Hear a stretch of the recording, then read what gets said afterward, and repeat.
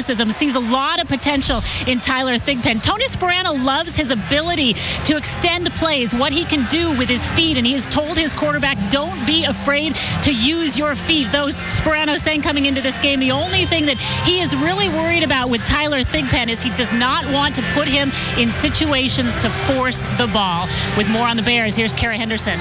Alex, no major injury concerns for the Bears, but a health concern involving Jay Cutler. He is diabetic. They always monitor his sugar levels during the game. They're going to do it more during tonight's game because of the heat, the humidity, and the fact that he's playing at a time he doesn't normally play. And Rich, an early sign that they're going to be kicking away from Devin Hester, standing here in the sidelines in the 20. I think I got hit in the head, almost got hit in the head several times by one of Brad Maynard's punts. Yes, be careful with those directional punts. They can hurt you if you're standing in the wrong place. The Bears are 6-3 coming into tonight because they've already beaten the Packers. That is why they are on top of the NFC North as we currently speak, instead of the Packers, who aren't even in a playoff spot at 6-3, and they play the Minnesota Vikings this week, while the Bears must win this week so they could sit back and watch two divisional rivals beat each other up. As you can see, the sledding gets only tougher for both teams after week number 11. What do you think of the Bears' chances, Steve? Yeah, it would be good to win this one tonight, but because it gets a lot tougher after this, playing the Eagles and New England and Minnesota and the Jets. And what the league has done, they put divisional games at the end of the schedule in December. Well, the Bears visit Lambeau in the last week of the season. So if you're on the move when your favorite team is playing with NFL Mobile, everybody, you get live streaming video of Thursday and Sunday night NFL games, NFL Network and NFL Red Zone. Keep your head in the game with NFL Mobile. The pre-kick show presented by Lexus to kick off week number 11 right here on Thursday Night Football is underway. Don't you dare go anywhere because your weekend's already started. Southwest Airlines presents tonight's aerial coverage high over Sun Life Stadium, a building that's had more names than Diddy. Yeah. Ooh, that's a good one, Rick. Thank you so very much. I'll be here all night. Jay Cutler has not really fared very well under the glare of primetime games. He has won on Thursday Night Football before, back in 2008 when he lit it up with now Dolphin wide receiver Brandon Marshall, who'll be reunited in the same building with Jay Cutler tonight. That's how we bring in Fran Charles in our Los Angeles studio. Fran? All right, Rich, so thank you very much. I'm joined by Sterling Sharp, Kurt Warner, and our head coach, Brian Billick. And guys, Jay Cutler, since 2008, no one has thrown more red zone interceptions than his 12. Kurt, what can we expect from Jay tonight? You know, I talked to Mike Martz this week, and he was telling me that he loves the progress that Jay has made this year, that he sees growth, he sees him getting there, he sees him starting to trust the guys around him. But that's what he wants to see now. He wants to see consistency. He wants to see confidence. He wants to see trust in the running backs, in the offensive line, and his receivers to be able to go back, make his decisions, make the throws that are there to be made, and get rid of the ones that aren't. And that's, I think, the biggest key is red zone. When you get back there, make your read, get the ball out. If it's not there, throw the ball away and live to play another down. On the other side of the field, Tyler Thigpen. I know this is the third quarterback for the Miami Dolphins, but this guy started before. He had a 14-game start in Kansas City. It was a 2-14 season, so obviously a little tough for him. But this guy does have some athleticism. I don't think this is going to be too big for him. He had some receivers there in Dwayne Bowe and Tony Gonzalez. He's got a Brandon Marshall here. He's got a pretty good tight end, not obviously like a Hall of Famer like Tony Gonzalez. This guy has some assets. The Miami Dolphins, only 7 snaps of the Wildcat up to this point. I got a feeling we're going to see a little bit more of that tonight. No wide receiver has been thrown at more than Brandon Marshall since 2007, and I expect that to continue tonight. I also expect Brandon to try and break one. Yards after the catch and touchdowns are his biggest pet peeve. He's right there in catches. He's 5th in the National Football League. So I look for Brandon Marshall to put this team on his back. I think he's going to have 7 catches, but I think he's going to have about 14 or 15 balls thrown at him tonight to make a difference. Sterling, right back at you. Who wins tonight? Miami Dolphins at home. I like the Chicago Bears. 10 turnovers by that defense in 3 games. I like the way that they're playing. Well, yeah, but I like the way that they're playing. I think they're going to cause some fits for Thigpen tonight. Short week on the road has not been a good formula for the road teams. I got to go with Miami Dolphins at home. If the Bears do get the victory, they're the first team in NFL history to get to 700 career victories. So something to watch for. Let's send it back down to Rich Eisen in Miami. Rich? All right, Fran, when we come back on the Lexus Pre-Kick Show, defense takes center stage right here. Brian Urlacher and Carlos Dansby, the big free agent signee of the offseason for the Dolphins defense. Thursday Night Football is imminent.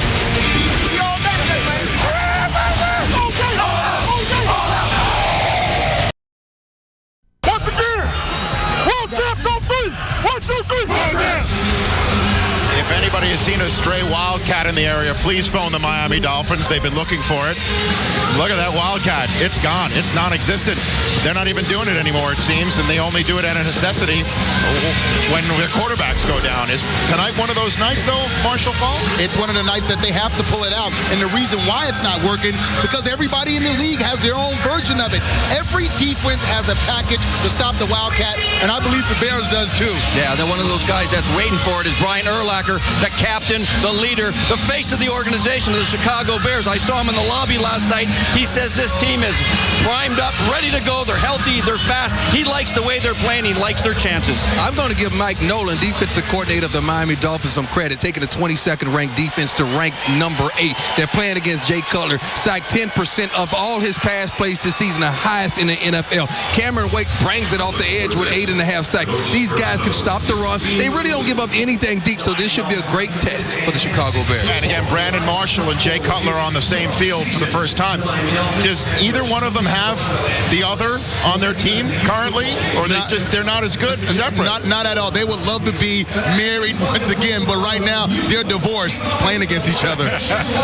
So don't you dare go anywhere. Thursday Night Football is almost here. The fans are fired up, trying to get a win on a short week against a very tough out-of-conference opponent.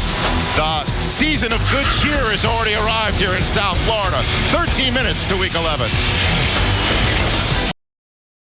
Fired up. They just showed on the screen here in Sun Life Stadium highlights of the 85 team beating the Chicago Bears to keep the flame alive of the 72 unbeaten perfect team. Let's send things up to the broadcast booth and Bob Papa. Well, Rich, what better way to kick off Week 11 of the NFL season than tonight here in South Florida, the Dolphins and the Chicago Bears. Joe, Miami coming off a win on Sunday in which they lost starting quarterback Chad Pennington for the season. Chad Henne comes off the bench. He gets hurt. They finish the game in the win with Tyler Thigpen. Only a few days of preparation. What can we expect out of Thigpen tonight? Well, Bob, the things that we can expect are something that Chad Pennington and Chad Henne cannot do, and that's mobility. Tyler Thigpen has the ability to extend plays. That's something you haven't seen earlier from the Miami Dolphins. It gives them another dimension. It gives them an opportunity to get outside where big plays have been created around the league, and that's exactly what the Dolphins are looking for tonight. Big plays outside the pocket. Matt, for the Chicago Bears, when you think of the Bears, you think defense. They're a tough cookie of an out. They've won 2 in a row, and they've gotten their offense in order. They're currently 6-3, led by quarterback Jay Cutler. Let me ask you, it's been uneven. How'd they get to this point?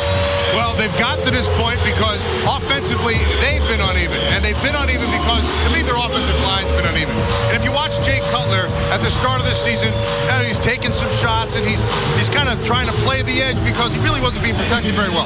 I believe the key to Jay Cutler tonight will be this offensive line. I think they've gotten it solidified in the last couple weeks. I think he's playing better, and I think that's going to be a key in tonight's game. Rich, let's send it back down to the field. All right, thanks very much. The heat is definitely on here. We could feel it from the smoke that's right behind us. They are putting on a show here in South Florida, as the folks here are wont to do. It's time to make predictions. Deion Sanders, with the fireworks going off behind us, who do you think is winning tonight? The Miami Dolphins feature one of the worst special teams units in football, and the Bears have Devin.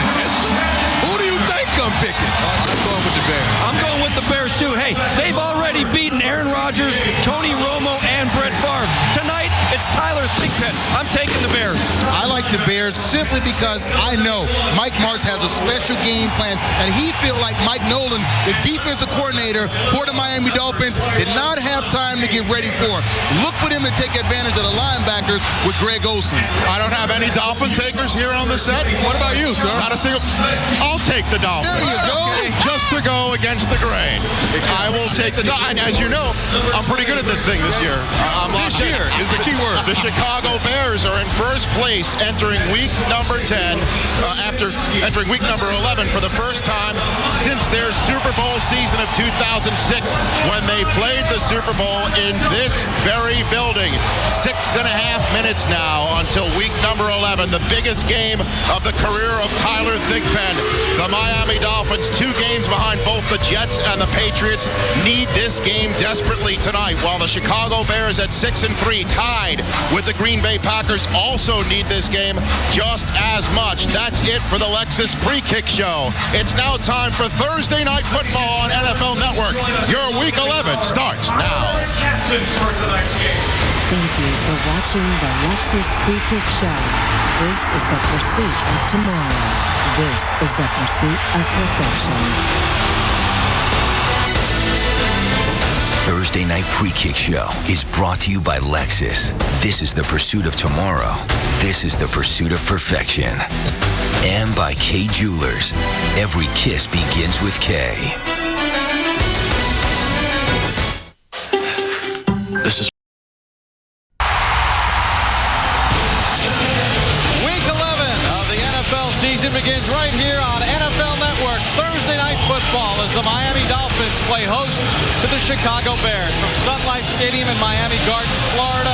Beautiful evening, 77 degrees, winds out of the north at 10 miles per hour. It's the Bears and Dolphins. Moments ago, Alex Flanagan spoke with the Bears' Brian Urlacher. Brian, playing a team tonight with a new quarterback, what's your approach to a guy that might be a little bit more mobile? Read our keys and stay in our gaps. You know, he's in the NFL for a reason, so we got to play fast. Because he takes care of everything if you play fast. Week 11, we're about ready to start it. At this point in the season, describe how your defense is playing. We're getting better every week. That's what we got to do. I think as the season goes on, it's to get better. And we've done that every week. Just got to keep doing it. 6-3 atop the division, but how important is this game? Well, they're all important from here on out. November, December, the games are the biggest. We want to keep pace with Green Bay. They don't play tonight, but we got to keep winning. Thank you, Brian. Thank you. Ryan Urlacher, a key component for Lovie Smith, the head coach of the Chicago Bears, founded in 1920 as the Decatur Staley, 699 regular season wins for this charter franchise. The Miami Dolphins, they're led by head coach Tony Sparano. Sparano in his third year, 23-18, after spending 5 years as an assistant with the Dallas Cowboys. The Bears won the coin toss. They've elected to defer the second half. So Robbie Gould will kick it off to rookie Nolan Carroll out of Maryland, averaging 23.9 yards a kickoff return. The Dolphins have gone 306 straight home games without a kickoff return for a touchdown. Last happened in 1970 in the Orange Bowl with Mercury Morris.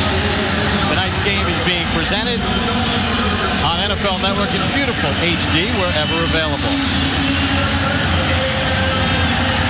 And Week 11 of the NFL season is underway on Thursday Night Football.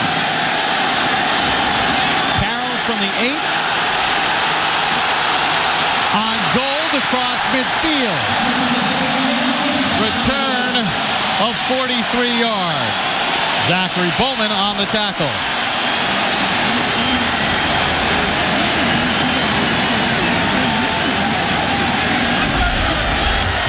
Now, the one thing you can't do, if you're an outside guy, you can't get taken around. I mean, you just can't let anybody get outside of you. That's exactly what happened with the Bears. You start to get cute and look inside, Matt. Goes right around the corner. Tyler Thigpen gets his first start for Miami after coming off the bench last week. Throws on first down. Feeds it to Brandon Marshall. It's a gain of 9 on the play. As we take a look at Tyler Thigpen, the first starting quarterback at Coastal Carolina in 2003 as they started their program, drafted by the Vikings, wound up in Kansas City. In 2009, Bill Parcells traded for him, brought him to Miami with the Dolphins. 20 touchdowns, 16 interceptions. Came off the bench last week, picked 6 of 12 to help secure the win against Tennessee. Brandon Marshall shaken up on the last play. Ronnie Brown, the tailback, on a 2nd and 1. First down as he takes on safety Chris Harris, who makes the tackle. Well, take a look at the starting offensive unit for the Miami Dolphins, ranked 16th in the league. Vernon Carey, the right tackle. They're playing without their starting center tonight, Joe Berger, so Corey Proctor gets the start. Jake Long battling a shoulder injury. Ronnie Brown, 3 rushing touchdowns on the season. Brandon Marshall with only 1 touchdown catch this season. On a 1st and 10 from the Chicago 35. Hartline goes in motion. And around, fumbled by Hartline, and he pounces on it at the 44-yard line. It'll be a loss of 8 on the play. Right now, the Chicago Bears know that the Miami Dolphins not only have a new quarterback, but they also have a new center and an injured left tackle. And as you look at the fumble, the thing you have to know is the Bears dropped a safety down, which is very uncharacteristic of them. They like to play with both safeties back and handle the run game with the front 7. Knowing that the Dolphins are going to have to rely on the run game, they're going to load up their defensive front. Second and 18 after the loss of 8. Ricky Williams is checked in as Fasano goes in motion. So the Bears 44. Big Pen, Hartline. A gain of 4 on the play. DJ Moore, second-year player out of Vanderbilt, on the tackle. Here's the defense for the Miami Dolphins. The big acquisition, the signing of Julius Peppers in the offseason. 32 tackles on the season. Lance Briggs playing great football. Brian Urlacher played just 1 game last year. Good secondary with Tim Jennings, Chris Harris, Danielle Manning, and Charles Peanut Tillman in his 8th year out of Louisiana Lafayette.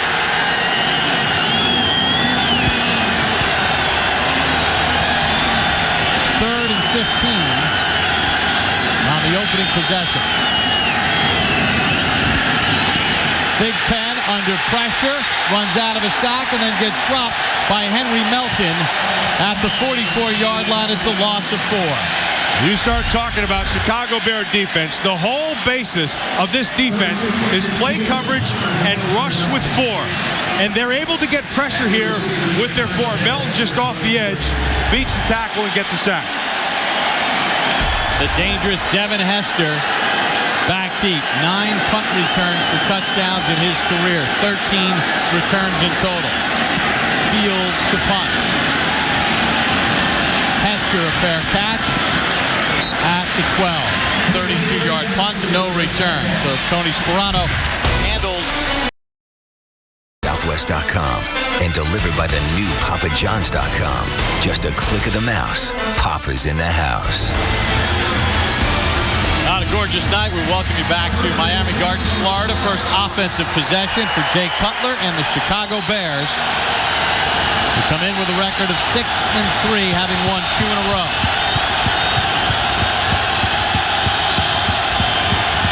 From their own 12, Forte loses 2. And a Langford on the tackle. Well, they've regrouped the offensive line. Rookie Jamarcus Webb, a 7th-round draft pick at the right tackle, has done a wonderful job. They've moved Chris Williams from tackle to guard, and it's really handled the protection for the Chicago Bears, as they've only yielded 3 sacks in the last 2 games. Greg Olsen, 24 catches and 4 touchdowns at the tight end spot.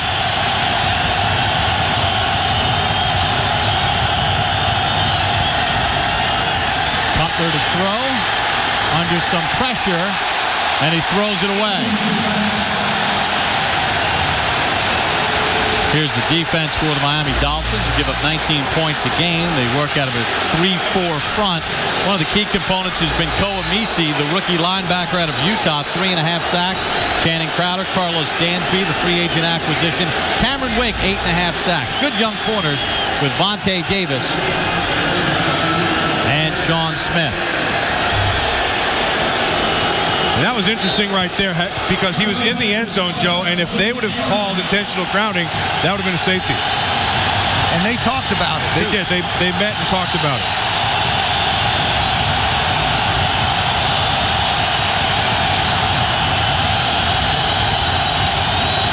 Third and 12 for Chicago.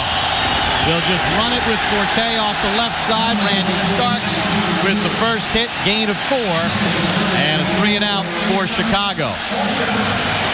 He's talking to Coach Sperano. He thought that they had the best chance to win because of his defense. He thought his defense matched up well with his Chicago Bear offensive front. And I was a little bit surprised what Dan Henning, the offensive coordinator, did with Tyler Thigpen early. He had him moving, throwing back, and just a bad handoff on the fumble. Brad Maynard punt. Just gets it away to the near sideline. Takes a favorable roll for the Bears and bounds out of bounds at about the 43-yard line. Brad Maynard with that punt moves into 3rd place all-time on the NFL punt list, 1,227. Back to Miami after this.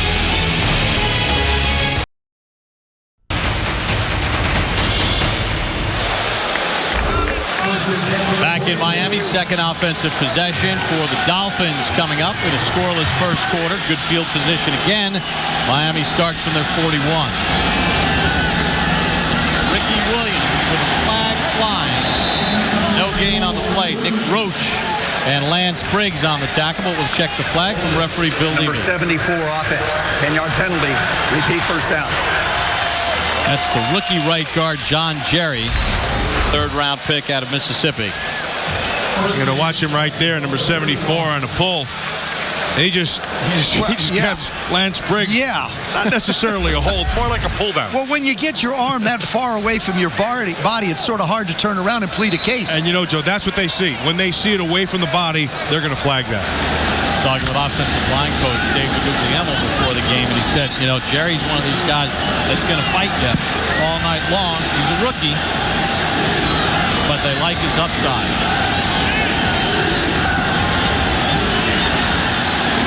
They'll run it to Ricky Williams, and Williams picks up 2. Well, since the win on Sunday against Tennessee, Miami has had more than just a short week. Chad Pennington was lost in the first quarter, 2 passes into the game. Chad Henne comes in, hurts his knee in the 3rd quarter. Tyler Thigpen comes in and finishes up the game. So they bring in 5 quarterbacks on Monday. Eventually, they sign 2. Patrick Ramsey to the active roster, Tom Brandstater to the practice squad, and Chad Pennington placed on injured reserve. How would you want in a short week? Devon Best in space out across the 40 back to the original line of scrimmage as he picks up 9. Now, those are the kind of plays that I would expect from Dan Henning, the offensive coordinator, for Tyler Thigpen. Get the ball out of his hands quickly and try and run the football. Now you cannot afford to lose people up front. You've already got Jake Long with a bad shoulder. This is a big deal. Now, this is Corey Proctor, who's taking the place of an injured Joe Berger, and Corey Proctor, he was their last resort. Now they'll go to McQuiston, 79. So the injuries continue to mount for Miami. To the right of your screen, looks like the knee just gave way. I'm ready to go fast. I wish you could be inside this car to feel my heartbeat. Incognito will go to center as the training staff looks at the left leg of Proctor. Pat McQuiston in at left guard. Most important thing right now, just get the snap. Thigpen buys time, keeps the play alive over the head of Hartline at the Bears 40. He had him, but misfired. Well, this is what we talked about with Tyler Thigpen. He's going to buy you some more time outside the pocket. When you watch him make that throw, I think he's a little hyped up still. He's going to have to calm down in another series or so and get into the game instead of just running around and firing balls all over the place. Brandon Fields able to pin Hester back at the 12 the last time.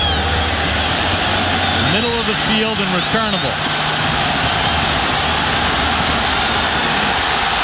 Hester with a lane. Dragged down by Fields at the 38-yard line. I guess if you kick a bad ball, you better make the tackle. 42-yard punt, 23-yard return. Dolphins trying to get their offense figured out on a Thursday night with Devin Hester on the run.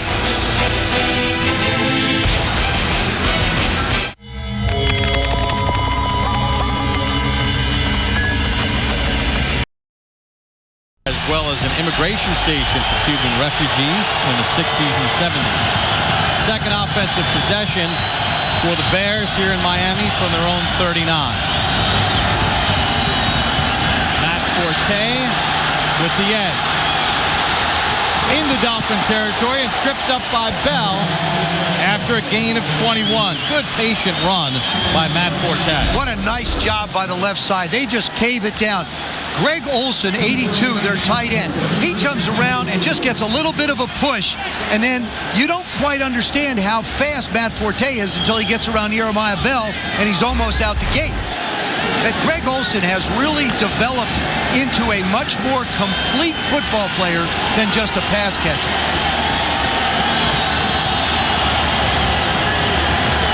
From the Miami 40, 1st and 10, Chicago.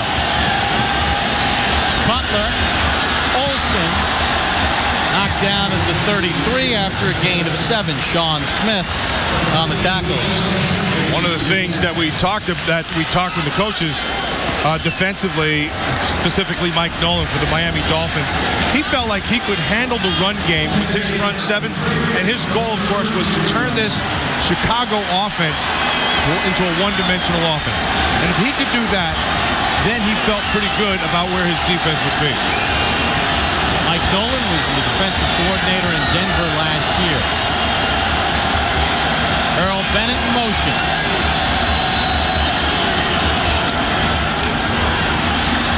Forte. Paul Soliai makes the tackle after a gain of 1. Now, there was a case where we talk about Cameron Wake and his 8.5 sacks and chasing down, but also plays a very, very disciplined run support on this particular play. He forces everything back inside. And Matt, you've talked about it. If you're a defensive player, you need to know where your help is coming from. And he's sent him right back inside. And usually that takes time. The first thing you do as a young player, you learn your assignment. The next step is to know where all your help is, and that's where he's at right now. Saw Devin Hester check in. Chester Taylor in the backfield on a 3rd and 2. Taylor, the former Viking. Whistle and flags fly as Cutler doesn't get the play off. False start. Number 23 offense. 5-yard penalty. 3rd down. The Bears are lucky. The Bears caught a break there because it would have been 4th down. They probably would have had to have punt.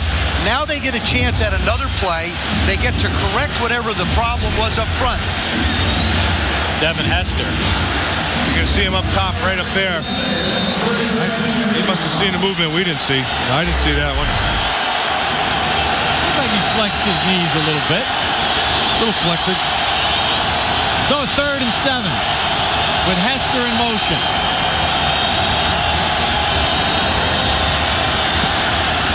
Cutler with plenty of time. Johnny Nuts, 1st down. You said it right there. Cutler with plenty of time, and there's a difference. And I think what they've done with this offensive line with Mike Tice, the offensive line coach, has been very good. They took Williams, they put him to guard from tackle. They put the rookie 73 Webb to the right. And then they put Frank Omiel from the right tackle to the left. And they've solidified themselves the last 2 weeks, and there is a big difference with this offensive line in terms of protection. Gain of 11, 33rd catch of the season for Knox. 1st down, Chicago. Forte hit by Dansby after a gain of 4. Carlos Dansby in his 7th year out of Auburn. One of the big free agent tickets on the market in the offseason, winds up in Miami. 69 tackles coming into tonight. The one thing you're noticing from Miami's front 3 is they're getting penetration. They're redirecting the back. It just so happens that the linebackers get blocked a little bit, and they're picking up 2-3 yards. But they're getting some really good penetration against this rebuilt Chicago offensive line.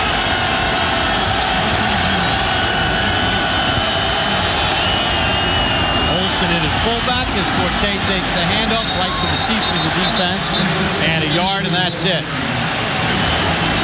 Tony McDaniel on the tackle, 5th-year pro out of Tennessee. Well, you know, Jay Cutler, when he came to Chicago, it came with a lot of fanfare. In the offseason of 2009, Cutler, his 5th year out of Vanderbilt, wired for Kyle Orton, 2 first-round picks and a 3rd-round pick. They thought they'd have their quarterback wishes and wants solved. It hasn't been as smooth for Chicago to this point. But it will be. Orton's playing his rear end off. 3rd and 5. Cutler sacked by Wake. And now the scramble begins at the 30. It was just pure speed off Jamarcus Webb, the rookie. Cameron Wake is as good as anyone in this league at his explosive second step. He'll get to the edge, and then he has a great burst. I think Chris Williams recovered the fumble after Wake gets his 9th sack. Watch this. Get to the edge. Now, go. Boom. See that burst? That's what separates him from a lot of pass rushing. He can stay low. He's got great hips and can bend. A big-time play by... Yeah, where did he go to school again? Penn State. What a heck of a school. I didn't want to answer. Robbie Gould from 47. Maynard to hold. And he's got it centered and good. Cameron Wake got the sack. Chris Williams saves the possession. Jay Cutler sacked for the 31st time. 3-0 Bears. This 9.5 sacks for Cameron Wake. Hasn't been an easy road to this point. Coming into the NFL as a free agent with the Giants, spending 2 years in Canada, but a key component on that Miami Dolphin pass rush. Gold with the kickoff. Carroll will take a knee with 3:48 to go in quarter number 1. And Tyler Thigpen and the Dolphins trailing the Bears 3-0. Joe, as a quarterback, we saw that errant throw on the 3rd down where he had Hartline. From your experiences, how long does it take for you to really settle into the game and get your composure down? This is the series, Bob. The first one, you could see on the handoff, he wasn't even looking to hand off. It was bad execution. The second one, he ran around, made a little bit of play. He should be settled in right now, and Dan Henning, the offensive coordinator, knows what he wants him to do. He needs to settle in and get the ball to Brandon Marshall. That'll settle him down. Pass batted down at the line and nearly intercepted by Nick Roach. Marcus Harrison got his hand on it, and Roach nearly had the pick. Standing in the pocket tall. He's getting blocked by a couple different people. That's just hard work by Marcus Harrison. Well, he's getting blocked by 2 guys. One's out of position. Incognito, who's now the center, and McQuiston is really the 3rd guard who's in there. Harrison just powered through him.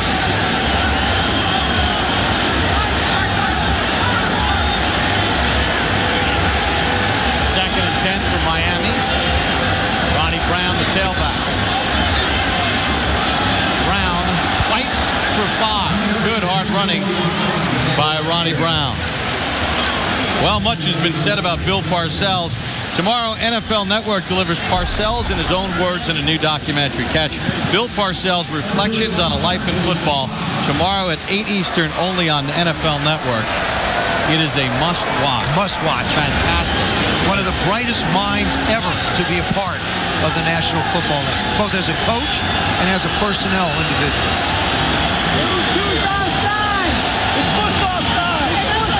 Bill, of course, moved out of his offices here with the Dolphins a month ago. Thigpen on a 3rd and 5 has the first down out near the 35-yard line. Flag on the play. Joe, you talked about it at the start of the game, the difference that this quarterback, Thigpen, brings to the offense, and it's his ability to move. It is, and that time, on a 3rd and 5, he has an opportunity to convert. During the run of the quarterback, illegal block in the back. Number 19 of the offense. 10-yard penalty, replay 3rd down. This is the 3rd series that the Dolphins have committed some type of a negative play. Brandon Marshall with the block on Lance Briggs right there. That's a soft block, and didn't need to. Yeah. But really didn't need to. Tyler Thigpen was so far away, and he was already past where the first down line to gain was. Or as I like to say, the first down line.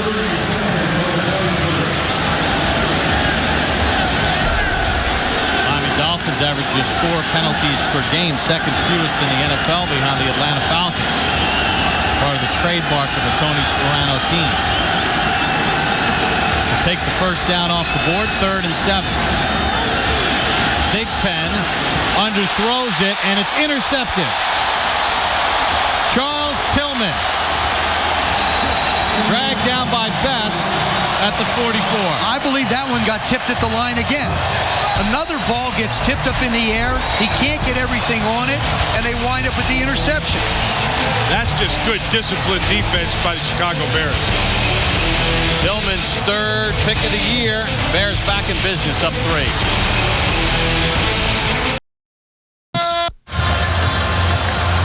Well, Julius Peppers has 10 block kicks in his career. Here he gets his hand up and deflects the pass from Thigpen that gets it offline, and Charles Peanut Tillman able to get his 3rd interception of the season. Really enjoyed visiting with him last night. I mean, his articulation and understanding of what the defense is was very impressive. Talking about Charles Tillman. So the Bears will start Miami territory up 3. Cutler for Hester. Can't reel it in. Rashad Jones on the coverage. That was actually a pretty good adjustment by Hester on the back end of this. The ball hangs just a little. Hester's just going to use his speed. Now he has to slow down. Now come back to the ball. He did everything right except make the catch. Rashad Jones does a terrific job, though, just sort of getting in the way enough so that Devin doesn't have a clean shot at it. 99% of the time, you get a defensive back running like that, you're going to get a pass interference call.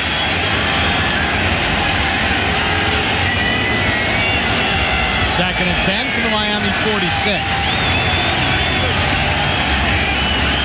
Chester Taylor. Tony McDaniel on the tackle, no gain. There's a guy not a lot of people know about, Tony McDaniel. That's a big man. He's 6'6", he's 320 pounds, and this guy, the last month or so, has been playing really, really tough defense. He's physical inside. He's violent with his hands. He'll throw guys. This is a good player not a lot of people know about. Acquired in a trade from Jacksonville last year. Holy smokes, looks like he stuffed himself into that helmet, too.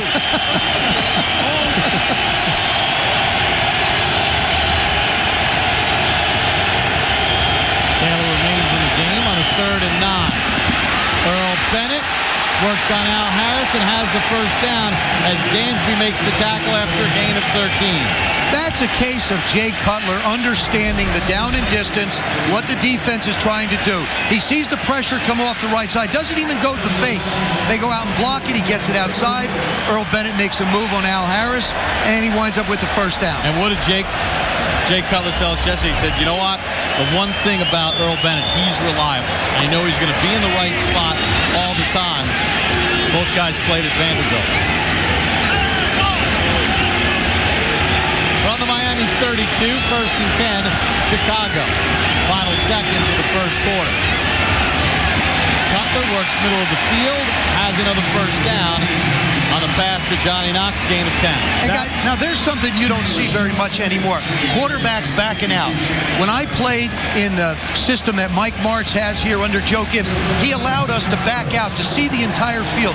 With the quickness of Jay Cutler's arm, it's advantageous for him to see everything in front of him, be able to plant and fire and get it out. He backed out because he was looking off to the flat underneath to draw that safety, which he did perfectly, and then fired the strike. Cutler gets the snap off before the end of the quarter. Taylor hit, loses a couple. Rashad Jones on the tackle, the rookie out of Georgia. Well, after one on Thursday Night Football, the Chicago Bears with a 3-0 lead over the Miami Dolphins and driving.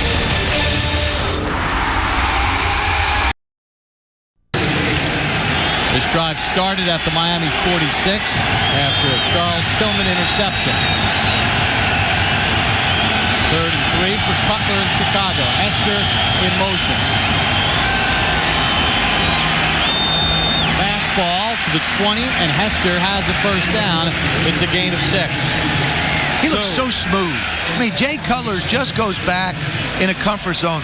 One of the things he commented on that struck me with regards, we were talking about the offensive line moving around and everything, Matt, but he said he's very comfortable with Mike Martz's offense. It's just a question of everybody else getting as comfortable as he is. Details. That's what Mike Martz is stressing for. It's the details of the position and the offense. And this offense should be learning those details right around now. That's with Taylor on the carry. Picks up about a yard. Well, the Chicago Bears in the red zone, and sometimes it hasn't been let's go, it's been stopped. Over the last 2 seasons, the most red zone interceptions thrown by Jay Cutler. 8. Brett Favre and Matt Hasselbeck 5. I'll throw another one at you. Of his 39 touchdown passes, Greg Olsen has caught 12 of them. 9 of them in the red zone. So if you're thinking of some place that he might want to go with the football, and Olsen's at fullback now, shifting out, think about number 82. Aren't we the Debbie Downers here? Let's throw a wet blanket on Chicago right over. Oh, he's only thrown 2 this year. 2nd and 9. Brandon Manu-Maliuna with the catch, but there's a flag on the play back at the 25-yard line. Yeah, that's Cameron Wake. For those of you who have good memories of Penn State. Like you? 73, offense, 10-yard penalty, repeat second half. That's Derek Wake. Derek Wake was at Penn State, and then he wasn't drafted. He went to the New York Giants, and had a cup of coffee down in Baltimore, went up to Canada, and then just found his game. That wasn't necessarily a hold so much as it was just a yank. We've seen a lot of one arms away and grab them. Two-time Canadian kid right here, right now, Defensive Player of the Year. Yeah, this kid right now, this is as good as there is as a speed rusher in this league. 2nd and 19. Screen for Forte. Touchdown at the 25 by Channing Crowder. Nice play by Crowder, holding it to a gain of 4. If you're going to try and block a linebacker high as an offensive lineman, you've got no chance on a screen. You have to at least throw your body enough so that he either has to hurdle you or get out of your way to create a running lane. Mike Martz loves screens. That's a screening guy right there. Generally, his offenses run screens very well. And he's so enthusiastic about the upside of this team as they get better and better each week. Cutler inside the 20, near the sticks, and he's got the first down of the 9. Bobby, that is an element that everyone seems to forget about Jay Cutler. This guy has mobility. He can make you miss, and he's decisive. Watch, he wants to throw it. His eyes are always down, but once he makes a decision, that's a good runner. Well, he's ran for 144 yards this year. Last week against the Vikings, as an example, critical situations, ran for 24. But that's bad defense because the Dolphins rushed 3 and dropped 8, and they couldn't stop Jay Cutler from picking up 15-plus yards. 10th play of the drive, 1st and goal. Taylor restarts. Bell on the tackle at the 5, along with Vontae Davis after a gain of 4. You know, I'm going to disagree with you on the bad defense, Joe. When you drop 8 and you're trying to, and especially in the red zone, and everything changes, and you're going to try to defend from deep to shallow, have him throw underneath. And so now when he breaks, he's able to find that lane to the outside. But Matt, there's no way he should be able to run all the way to the sidelines. Hey, Joe, you don't account for a quarterback running. That's the point of cover. 2nd and goal from the 5. Taylor can't find a lane. And Tony McDaniel brings him down for a loss of a yard.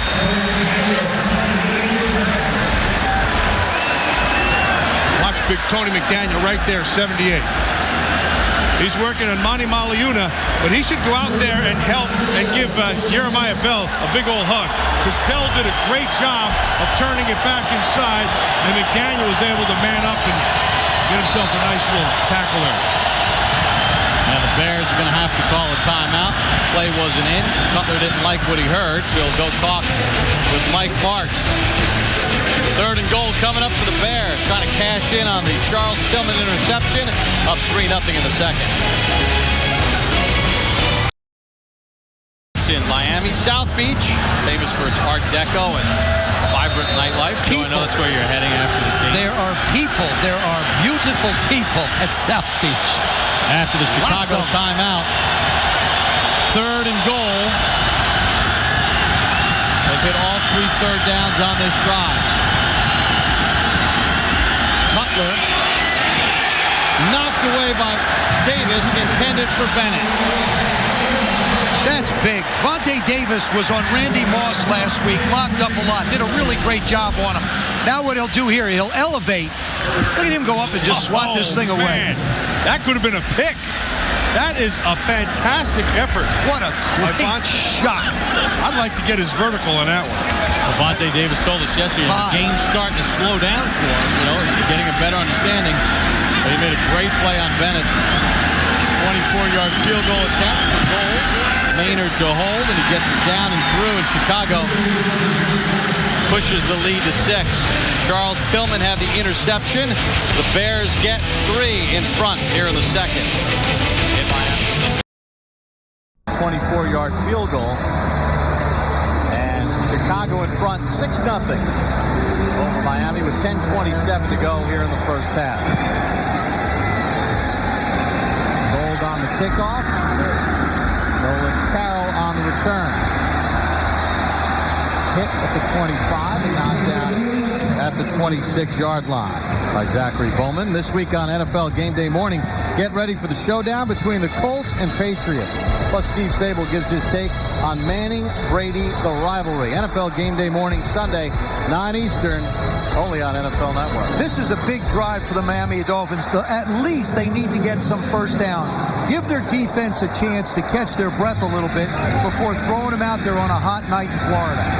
Conversely, Chicago has held the ball for 12 minutes and 42 seconds, keeping their defense fresh. Marshall can't catch the slant, nearly intercepted. Lance Briggs had a hand on it. That Lance, whenever you talk about Chicago, there's 2 guys that pop up right away. One of them is Urlacher, the other one Lance Briggs. When you start talking about linebackers, Lance Briggs, to me, is the most active of all of them. He's got great instincts. He's very decisive, and he's a physical guy. He'll come downhill, and he'll like to stick it. I like that. Joe, you said this is an important drive for Miami. Brandon Marshall's got to hold that ball. He has to make that catch.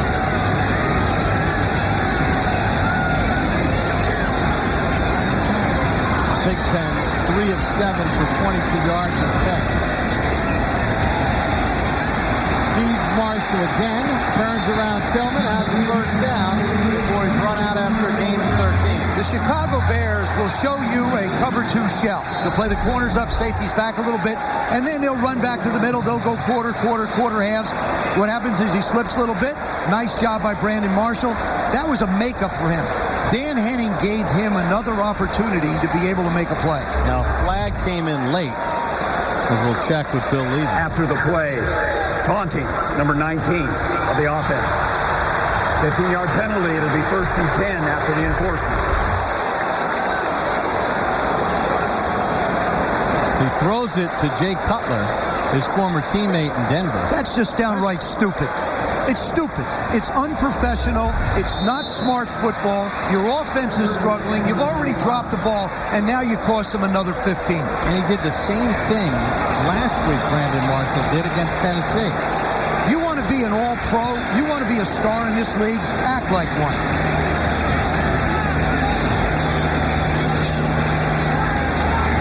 So it's 1st and 10 Miami now from the 25. Even when they get a first down, they go backwards. Hartline with the catch, hit by Harris at the 49. It's a gain of 24. That was the same throw that was picked off by Tillman earlier. Same coverage, cover 2. He's trying to get on top of his corner and in front of the safety. And so what happens is Hartline's able to get on top because Jennings doesn't redirect him. Never gets his hands on him, and he's able to make that throw. Sweet move in front of Jennings, though, huh? Really nice. I mean, nice feet to get up on top. Hartline in his 2nd year out of Ohio State, a 4th-round draft pick last season. 36 catches this year, including tonight.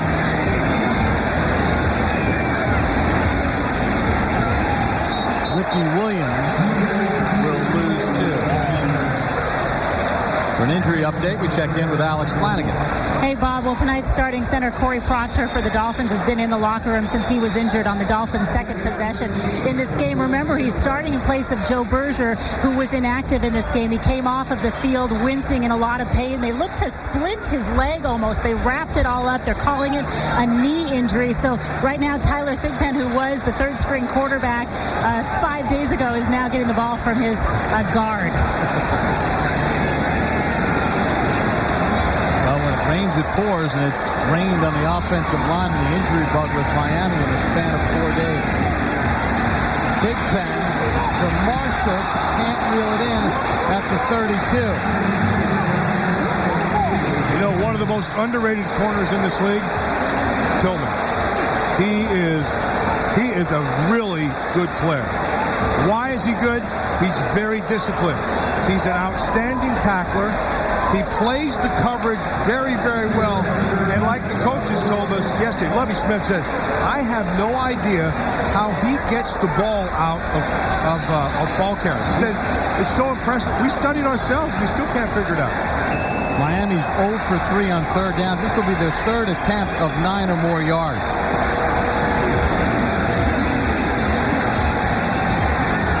Big Pen can't run away from Henry Melton after a gain of 6. That's not bad. It's not bad. Your defense has done a fine job putting them in bad situations. If you don't have some place to go, make a play, let them punt. Remember, punting is not a bad thing to do. Well, there was no place to go with this ball down the field, Joe. He didn't want to go in the flat, and he pulled it down and wound up. Now you're in a situation where you have to kick to a sideline to keep it away from Devin Hester. Too dangerous. Pin Hester on his first punt at the 12. Hester, fair catch late at the 6.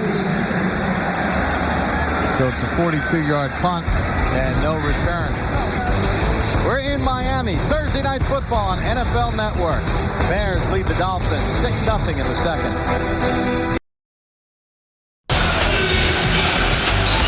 Back in Miami, the Bears with a 6-0 lead. 2 touchdowns on drives starting at or inside their own 20-yard line. This is the second time tonight that they're starting inside their own 20. Their first possession started at the 12.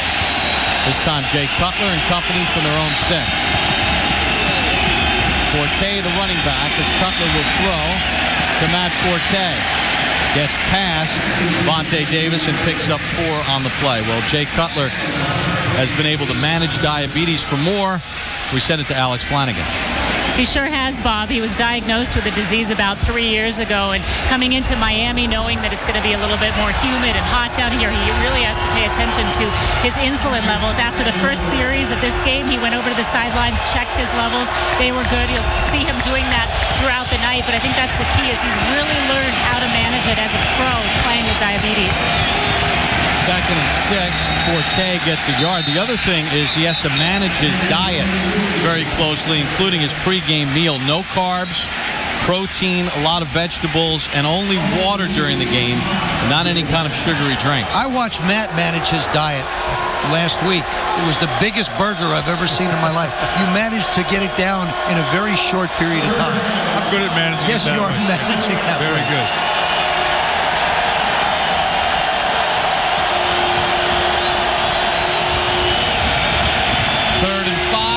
Chicago 11. Butler with a deep drop. Has it underneath. Devin Hester, first down. Benny Sapp chasing in the coverage, but it's a gain of 15. Remember, there are routes that take a lot of time, and crossing routes are one of them. And when you need time to develop the route, you have to be able to have the time to throw it. And again, nice protection by Cutler. Nobody around him. He can step and throw. Hester gets it into stride. And you don't have to use speed up the field. That time you saw them use it laterally and run away from Bell.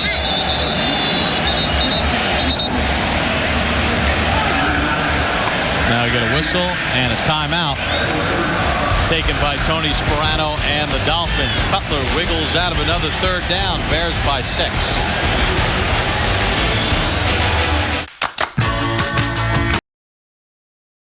Your weekend starts here. Thursday Night Football, Thanksgiving at 8, live on NFL Network.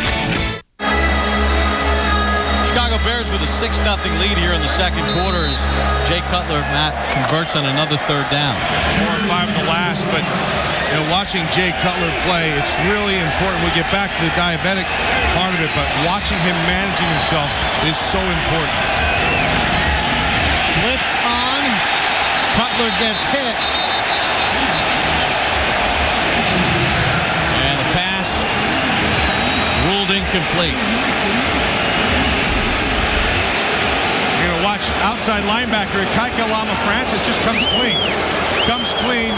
Gets a hit. Cutler tries to throw the ball. I think the crowd doesn't like that his arm was hit. The crowd thinks that he was trying to intentionally ground it, but Kaika Lama-Francis hit his arm as he took him to the ground. That was a screen that was set up, but you have to be able to buy a little bit of time for the quarterback to allow the screen to develop. Kaika Lama-Francis, a third-year player out of Hawaii.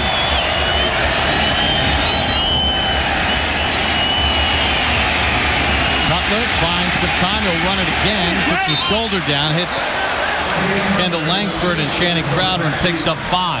One of the things that Jay Cutler told us last night about managing his diabetes was the adrenaline and how that affects the insulin levels. And I think it's important to note that I lost a brother to diabetes. And at that time, managing diabetes was a big deal. And it still is a big deal, but I think it's so much more prevalent now. You can go out, play sports. It's for people who have the disease, it's important to see guys like Cutler who at a high level can manage it and play well and still live a normal life. Very diligent with his medications. Johnny Knox on a 3rd and 4 has a first down and a gain of 12. Well, what's been phenomenal here tonight, Joe, he's been hot as a firecracker on third down. It's the same route that he threw to Devin Hester in the last series when they got the last field goal. It's just a quick slant outside.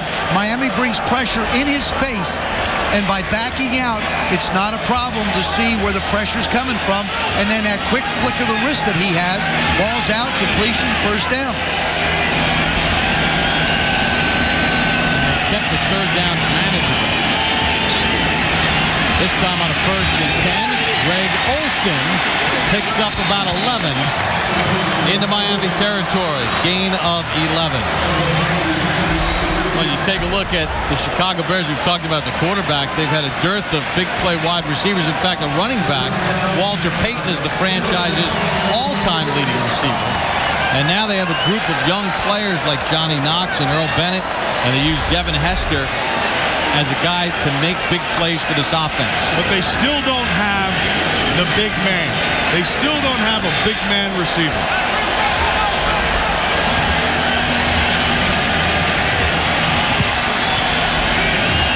From the Miami 46, Matt Forte skips inside the 40 and picks up 11 more. Matt, what you're talking about, they don't have a big-time receiver, and I think that's good for this offense. Jay Cutler got so mesmerized with Brandon Marshall when he was in Detroit, or in Denver, he threw the ball to him no matter what the circumstances are. Now, in this offense, without that big-time guy, he spreads the ball around. I mean, Knox had 32 coming in, Hester 24, Olsen 24, Forte 30. It's very difficult to defend an offense when you're spreading it around to a lot of different people. I can't speak to what happened in Denver, but I know Mike Martz's offense, and Mike Martz will force you to throw it to everybody. Chester Taylor slips and picks up 1. Well, it was a very good combination in Denver, with Jay Cutler throwing to Brandon Marshall. Explosive plays downfield. 14 touchdown passes they combined for in Denver, plus Cutler had Eddie Royal and even Brandon Stokely. Had one game where he had, 18 catches, I think, with Jay. Both guys wanted out of Denver, and they're both out. One in Miami and one in Chicago. You know, we should change this to 2-12 because in the first quarter, he threw one right back to him. That's right. Good point. But it was a penalty. But it was from Brandon to Jay. Maybe we should erase one. 2-10. Bears are driving again at the 2-minute warning. Up 6 in Miami.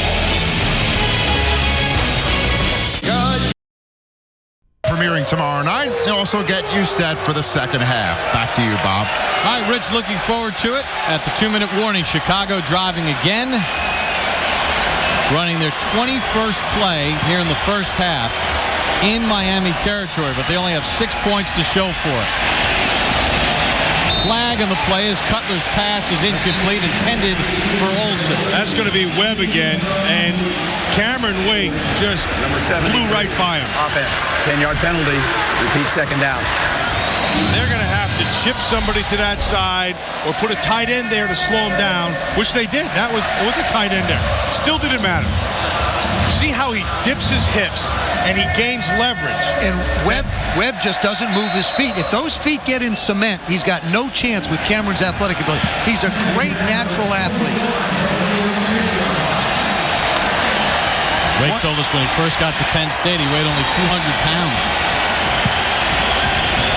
And now here I am in the NFL sacking quarterbacks. And weighing 250. Butler on the play action. Underthrows it. Intercepted by Benny Sapp.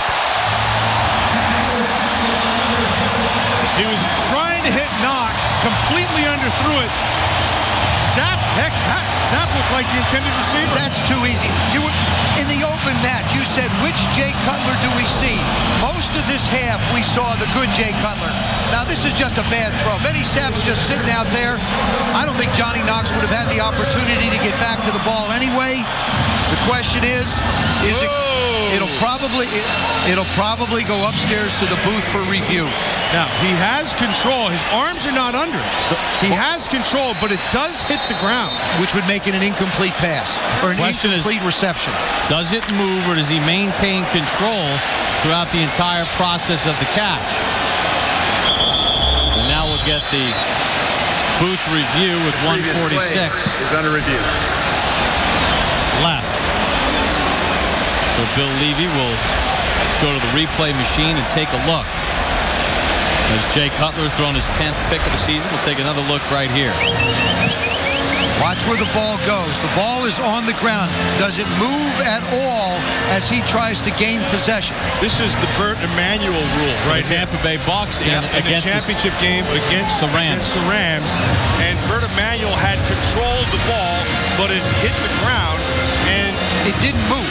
And it didn't look like it moved here. No, and since that time, they changed the rules that if you had control of the ball, even though it hits, that they would give you the interception.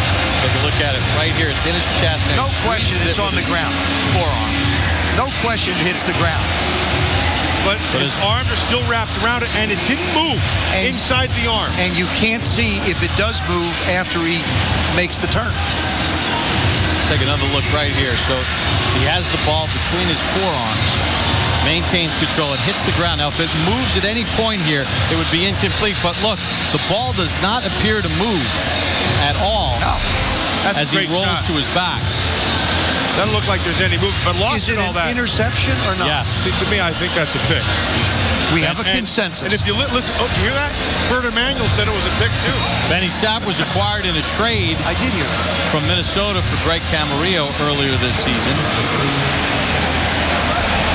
When you look in the secondary of the Miami Dolphins, you have a lot of guys that are really young, and you got Benny Sapp and Al Harris that have got a little veteranship to them. Well, Benny Sapp a week ago played a phenomenal game. After reviewing the play, the defender did control the ball between his arms. It did not move when it hit the ground. Therefore, the ruling on the field is confirmed. First down. And all the Tampa Bay fans said, why wasn't that rule in when Emanuel caught it? That's the right call. They changed the rule after that play, and a nicely done job by the official. The Bears are doing enough in this game to keep the Dolphins alive and in it. And 9 times out of 10, that'll come back and bite you. Cutler's road woes continue. So The Bears turn it over. Thigpen to work. Brandon Marshall for the first down to the 48-yard line of Chicago. Gain of 19. We said earlier that if he wants to get comfortable, now Brandon Marshall's coming up limping a little bit, he had to find Marshall. And he's got to get off the field or else you're going to lose a timeout. It's a hamstring. It either cramped or something happened to him. Well, you know what? This talks about having great awareness of the situation. And one of the greatest situations I ever saw was our own Marshall Faulk pulling his receiver down, knowing he'd lose a timeout. How about the taste of a barbie on the beach? Back in Miami, get live online audio of every NFL game with NFL Audio Pass. Sign up for the midseason special offer available now at NFL.com/Audio Pass. Brandon Marshall being helped off after an injury to his right leg as he made the catch over the middle and made a move on Lance Briggs.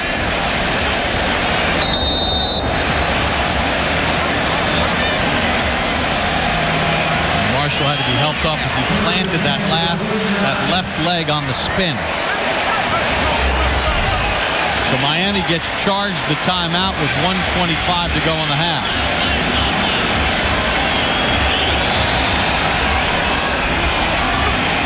Low snap. Thigpen hit and dropped from behind by Julius Peppers. This is where you need to be smarter. Just throw the ball away. It's 1st and 10. I mean, you've got a new center. You want to just make everybody calm. Everybody settle down. You get away.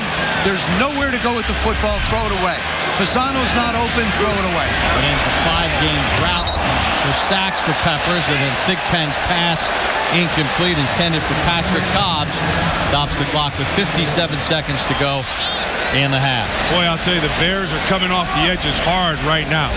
Israel Adonijah on that last one, and Julius Peppers, they got great pressure up the field and forced him to have to step up. But he still had time. Thigpen had time to be able to manage the pocket and make a better throw.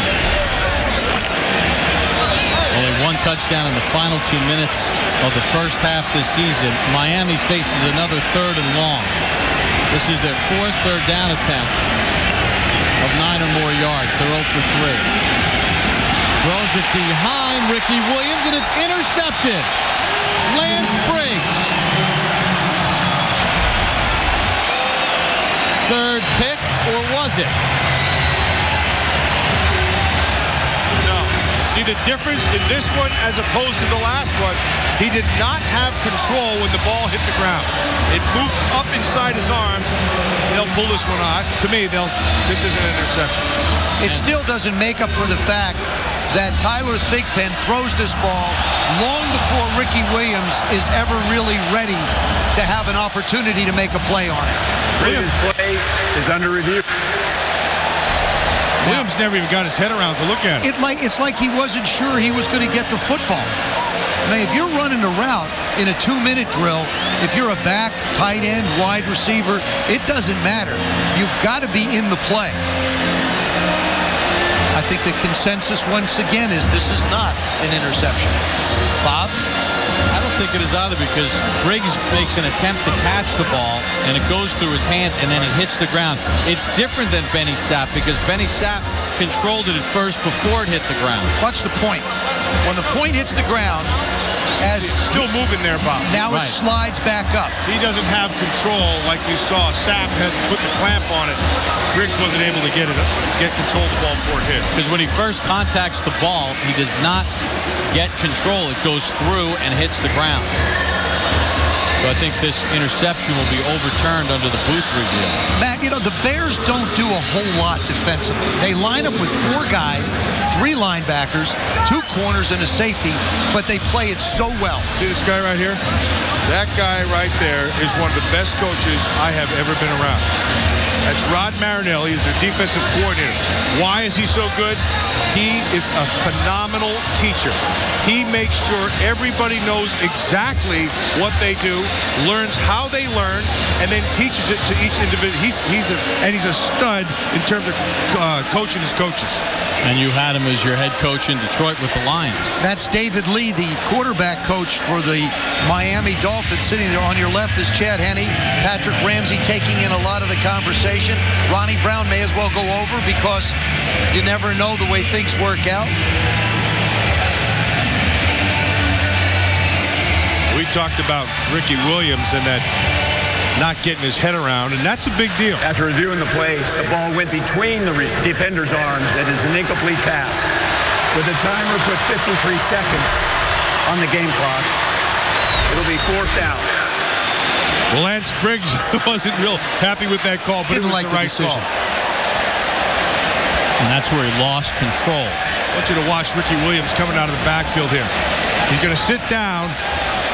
His head went the wrong way. Didn't get around it quick enough. And, of course, it wasn't an interception. I don't think he ever expected the ball. He certainly didn't expect the ball to come out that quick.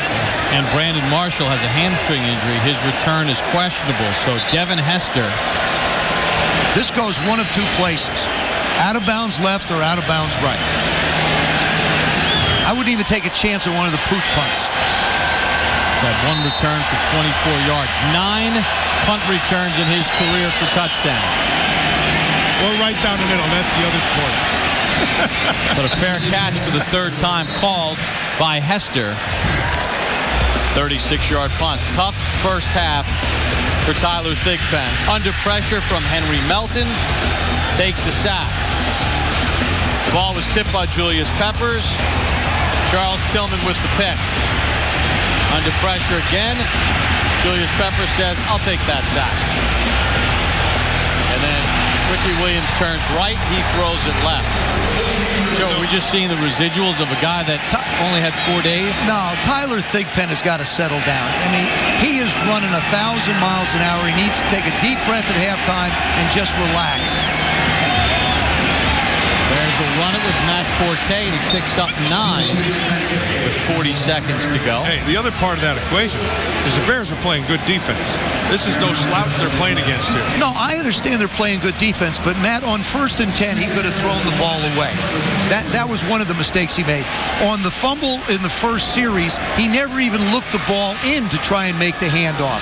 I mean, he's fundamentally not doing simple things that this position requires at any level. The Bears are in no hurry. Remember, they won the coin toss and deferred to the second half, so they'll get the football to start the 3rd. Cutler tries a pass to Johnny Knox. And incomplete. That was a little bit of an okey-doke right there. That was an okey-don't. No, it looked like they were going to try to hand it off. I go back to then he bang was going to try to hit Knox on that slant to try to split the safeties. I go back to the Redskin-Dallas game in the beginning of the year. At the end of the half, Tony Romo swings the ball out. There's a fumble, run back for a touchdown. You lose the football game because you're goofing around at the end of the half. Did you ever have a problem with the first half of a game throwing something like just at the end of the half when I threw an interception in a Super Bowl? Oh, you're kidding. And you were on the other side of the line. Yeah. So nice of you to bring it up. Thank you very much. Appreciate that. Julius Peppers has a sack. You two can continue that at halftime. Jay Cutler and the Bears in front 6-0. Stick around for the Sprint halftime show with Rich Eisen, Marshall Falk, Deion Sanders, and Steve Mariucci from Miami, Florida. Week 11 of the NFL season begins right here, Thursday Night Football.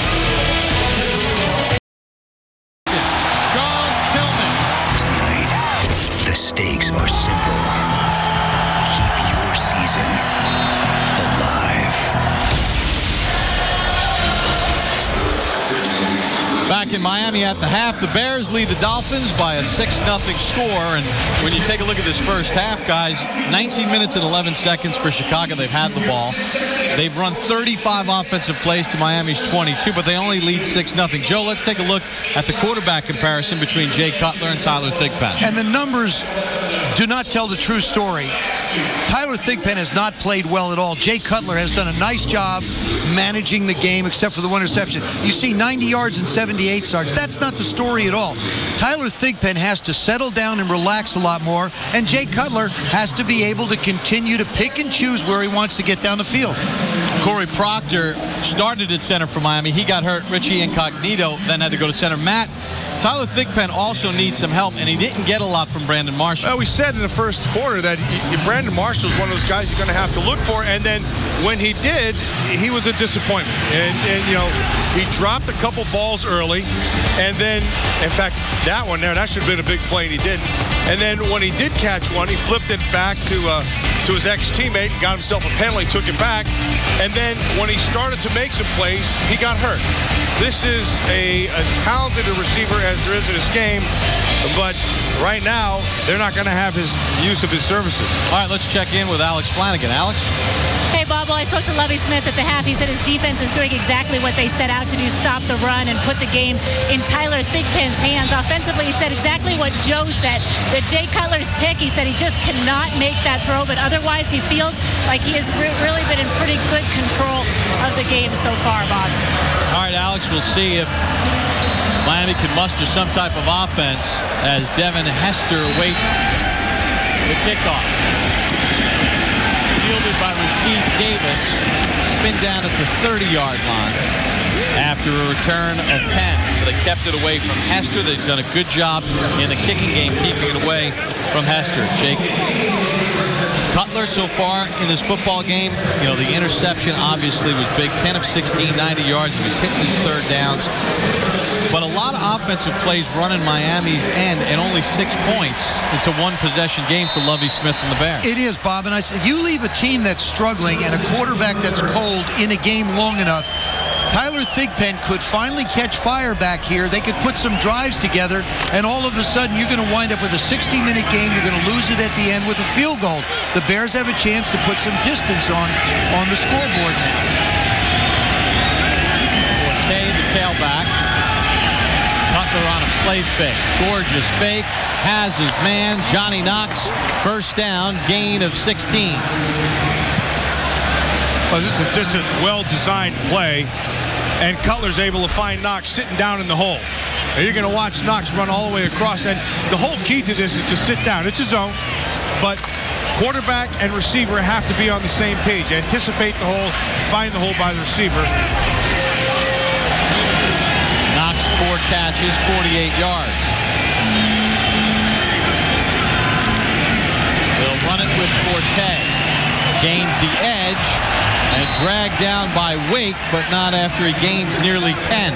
Oh, he does such a sweet job of sidestepping Sean Smith, number 24 of the Dolphins. Comes up in pursuit, just like he's supposed to, and you think he's going to go down, Forte's going to go down, and all of a sudden, he's gone by him. Look at this move. Playing outside, throw your body down, and absolutely stone-cold miss him. Well, let me just tell you, that is a pathetic job of tackling by Sean Smith. Gain of 9, second and short. Forte with the first down inside the 40 to the 38. Gain of 7. Now this is where I think Chris Williams has gotten better and will continue to get better. They moved him from tackle to guard. You can see him right here, number 74. And he has good movement for a big man. This time he just comes right back up inside. Now, he doesn't hit anybody, but what he does do is clear the way for Forte to follow him through. Is that what you call creating a lane? Yes. With big body? You are the lane.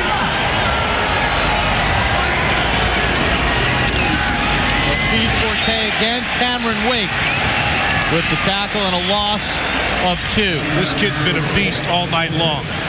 I mean, they've asked him to rush the passer. He's done that. They've asked him in the run game to be a factor. He's done that. Watch Cameron Wake at the top.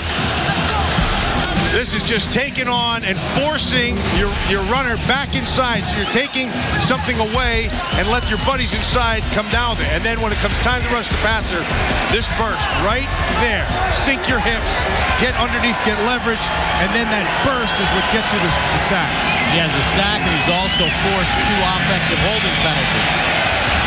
Cutler nearly intercepted at the 20-yard line by Carlos Dansby. Carlos Dansby has this one on the run, turning, and he still should be running. Jay Cutler feels like his arm can force it into a window. Obviously, Carlos Dansby was never in his life a receiver. Goes right off his hand. Carlos Dansby is one of the best pass defenders for linebackers in the NFL. He has a great feel for getting depth and reading routes and also getting a feel for quarterback size. That's as good, I think, as there is in this league. Not catching the ball. He's got to work on that part. Bears have hit 2 of 3 third down attempts of 9 or more yards. 3rd and 12. Cutler buys time with his legs, will not get to the sticks as the defense pursued. Tony McDaniel is chasing. I'll be interested to see what they do right here, if they're going to kick it or go for it, because their defense has been playing well. He's going to try a field goal. Robbie Gould comes out as Cutler can't convert. Lovie Smith trying to push the lead to 9. This is a good job by Cutler of getting good enough yardage to be able to try a 50-yard kick, which is well within the range of Gould. Well, he's 1 for 2 from this distance, but he's only 3 for 6 from 49, so it's not a lot. Gould from 50, Maynard to hold. Good snap, plenty of leg, and he drills it. Where did Gould go to school again? Here we go again. Go ahead. Oh, yeah, Penn State. Thank you. I knew he'd kick it through. So Gould connects on his 3rd field goal, this time from 50. And the Chicago Bears get 3 to start the 3rd, leading the Dolphins in Miami 9-0.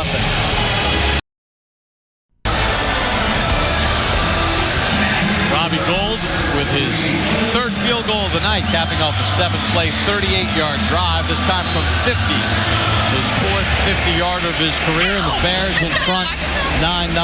Nolan Carroll thought about bringing it out, but then takes a knee, and Miami will start at their own 20-yard line. Well, the Miami Dolphins have been looking for that quarterback since the retirement of Dan Marino. Jay Fiedler, Damon Heward, Ray Lucas, Brian Griese, the son of Hall of Famer Bob Griese. They worked through A.J. Feely, Sage Rosenfels, Gus Frerotte, Joey Harrington, Cleo Lemon, Trenton Green, John Beck, Dante Culpepper, and then Chad Pennington, Chad Henne, and now Tyler Thigpen.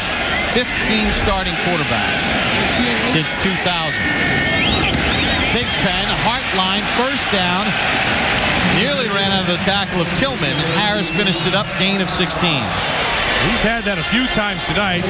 There's his coach right there. We were talking to Dan Henning, the offensive coordinator, and he said Chad Pennington is invaluable.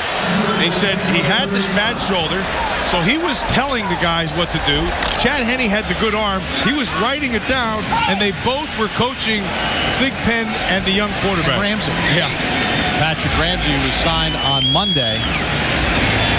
Ronnie Brown picks up 2. Julius Peppers on the tackle. You know, the other thing about it was Tony Sperano had Chad Pennington in his office on Monday talking about, take some time and reevaluate what you want to do with your career, talk with your family, because he's had these persistent shoulder injuries. And they had a little cry together, and they had a long visit.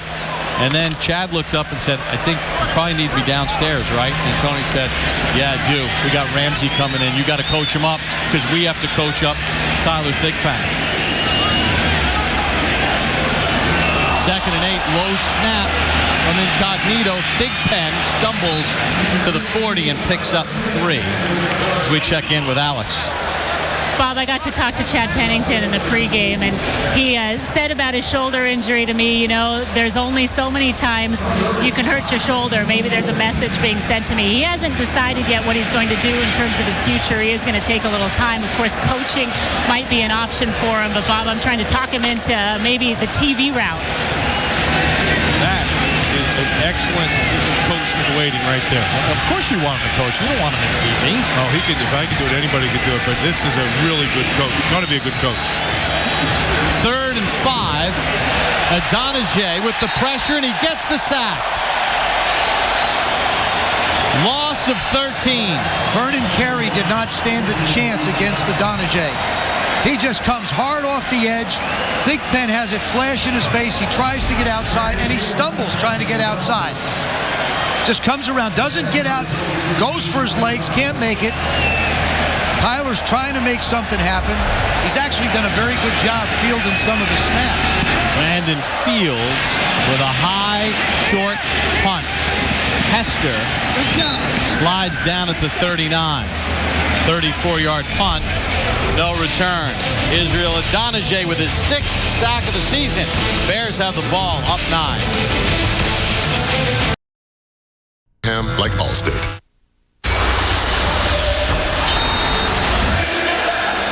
Back in Miami, Chicago will start 1st and 10 from their own 40-yard line. Jay Cutler and the Bears with a 9-0 lead. 9:23 to go in the 3rd. Cutler 11 of 18 for 106 yards and 1 catch. Forte picks up 9 on the play. Good block by Earl Bennett. You know, we talked about Miami and their search for the replacement for Dan Marino and their 15 quarterbacks in the last 10 years. Well, the Chicago Bears have been looking as well. Cade McNown, Jim Miller, Shane Matthews, Henry Burris, Chris Chandler, 03 and 04, Cordell Stewart, Rex Grossman, who did take them to a Super Bowl, Jonathan Quinn, Craig Krenzel, now Kyle Orton, Brian Greasy, Todd Collins, and now Jay Cutler. They made the big trade to solve that question that they've had at that position for over a decade. First down, run by Forte as he moves the chains with 8.5 to go in the 3rd. This is a position on the field where Mike Martz is willing to take a shot. They know that the Dolphins offensively haven't been able to threaten. You had a shot at Devin Hester earlier in the game. It was underthrown. He missed the opportunity for the touchdown. Here would be another where you go a little bit of play action, take your shot down the field, and let the guys outside, Johnny Knox and Devin Hester, go get it. Hester to the top of the screen. They'll run it instead with Forte. Bounces it outside and tripped up at the 40-yard line by Randy Starks, gain of 9. You know, Matt Forte burst onto the scene his rookie year, and then his numbers went down a year ago.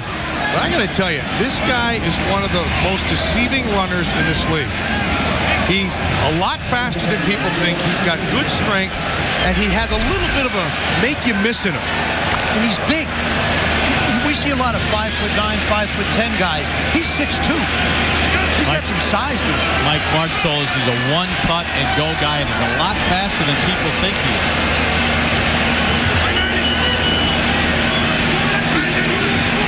Second and short. Running on the inside with Chester Taylor. And he's near the first down marker at the 39. Koamisi on the tackle. You know, we showed the quarterback carousel that has been in Chicago. And one of the things that Jay talked about in regards to Mike Martz and this offense is that this offense will get you out of old habits. And the old habits that Jay Cutler had was focusing on one guy, forcing the ball in, or just trying to force somewhere with the football. Now, like we talked about, it's all over the place. Well, the thing with Jay, though, because he has such a big arm and because he has such great confidence in his ability to make those throws, he's always going to take chances. I don't think you'll ever erase that part of it. And you don't want to. No, you don't, because it'll make a big play for you, and then every now and then it'll bite you in the rear end. Last week he threw a great touchdown pass to Greg Olsen, 3 Vikings right around him. Most guys would not have even attempted to throw the ball in. He winds up with the throw, but he's just got to be a little bit more judicious with where he wants to go with it. After the measurement, Taylor inches short. Just inside the Miami 40.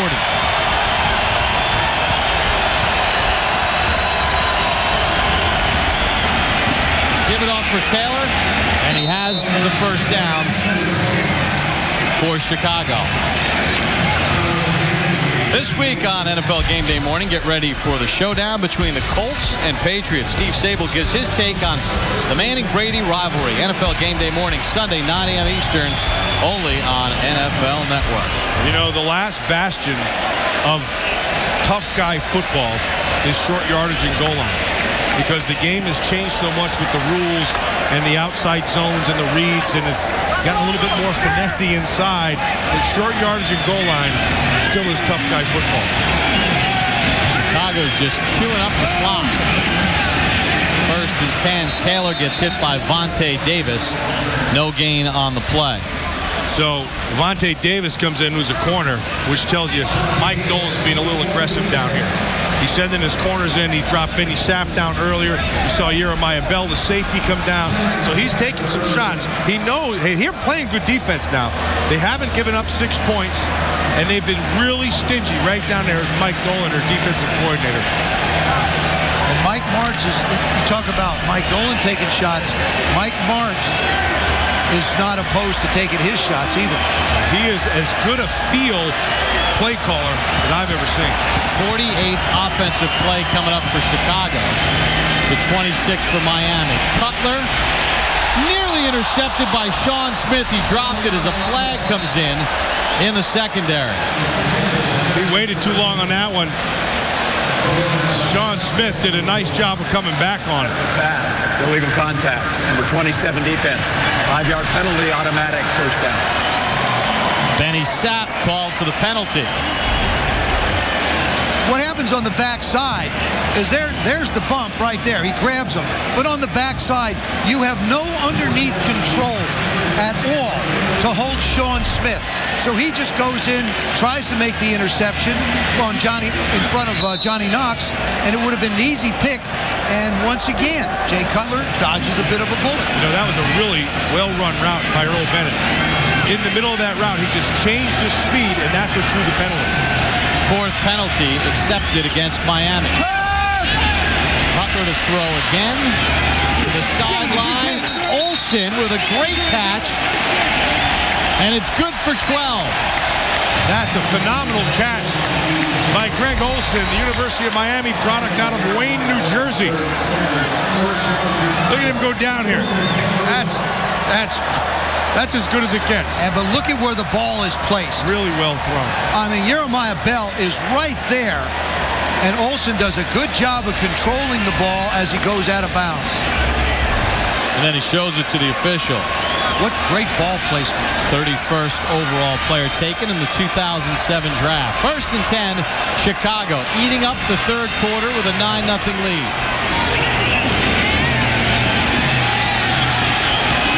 Cutler for Olsen. Bell on the coverage. Greg Olsen has become Jay Cutler's safety blanket. If he gets in trouble down around in the red zone, the goal line, he's going to look for him. He wants to hit him real quick. Dansby doesn't let it happen. Bell picks him up going down the field. But he just, once again, he was staying with him all the way. Jeremiah Bell, the 7th-year pro out of Eastern Kentucky, 6th-round pick in 2003. Forte in a tailback for Chicago on a 2nd and 10 for the Miami 21. Gonna draw for Forte, and he picks up about 2. Randy Starks stayed home on it. You know, you look at the Chicago Bears approach here, and they're just wearing down this Miami defense. The defense has been out, 19 to 11 in the first half, Bob, minutes. Their defense, Miami's defense, has not left the field. We talked about their offense giving them some kind of help. It hasn't happened. They're going to take a timeout here, Chicago. With 4 minutes to go in the third quarter. The Bears threatening a 9-point lead for Jay Cutler and Chicago.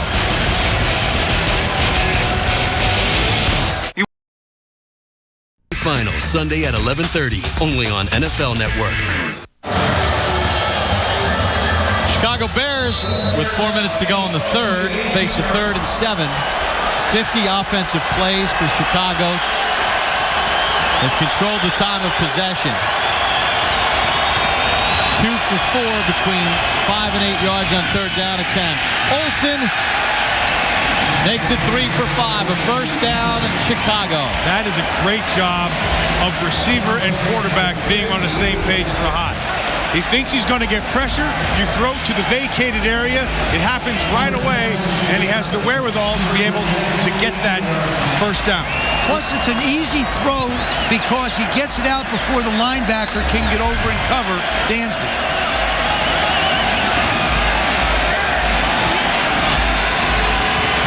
First and goal, Chicago. From the 8. Forte takes it to the 6. Channing Crowder on the tackle after a gain of 2. This Miami defense now has been on the field for a long time. Well, time of possession, 28 minutes and 35 seconds. And Chicago's had it almost this entire quarter. Some of that has to do with the ineptness of Miami's offense. No, it has to do with the ineptness of Tyler Thigpen, Bob. He has not played the position of quarterback in a way that has allowed their team to at least pick up a first down. They've abandoned the run game, too, which is surprising. Run blitz on a second and goal. Forte pinballs his way down to the 2. Jeremiah Bell from the safety spot made the tackle after a gain of 4. Jeremiah Bell has been an active guy here tonight. They like to bring him with blitzes. He's good down around the line of scrimmage. He's a good, solid tackler. Made some plays in the pass game. Can Miami keep them out of the end zone again? Chicago's had to settle for 3 field goals. Third and goal from the 2. Throw the fade up top to Johnny Knox. Or give to Forte. Touchdown, Chicago. That would have been a touchdown. Good execution. You mentioned it earlier, Bob, that the offensive line for Chicago was starting to wear on that defensive front. And this is where it's paid off. Again, short yardage, goal line, tough guy football. And there is, look at this. This is a beautiful lane to run through. Frank Omiel with the great block on the edge. Chris Williams had nobody to block. Again. Gold's extra point is good. A time-consuming, wearing drive capped off by a Matt Forte touchdown run. Bears in control, up 16. Chicago Bears. Greg Olsen with a 16-0 lead over Miami. As they cap off a grueling 60-yard drive and finish with a Matt Forte touchdown run. Nolan Carroll to the 20. And tackled by Corey Graham after a return of 23. Well, can Miami get Tyler Thigpen and the offense moving? They need to next. Of the NFL. Back in Miami, Matt Forte with the touchdown run. 102 yards of offense for Forte, 95 on the ground. Miami has a total of 101 yards with 1:52 to go in the third.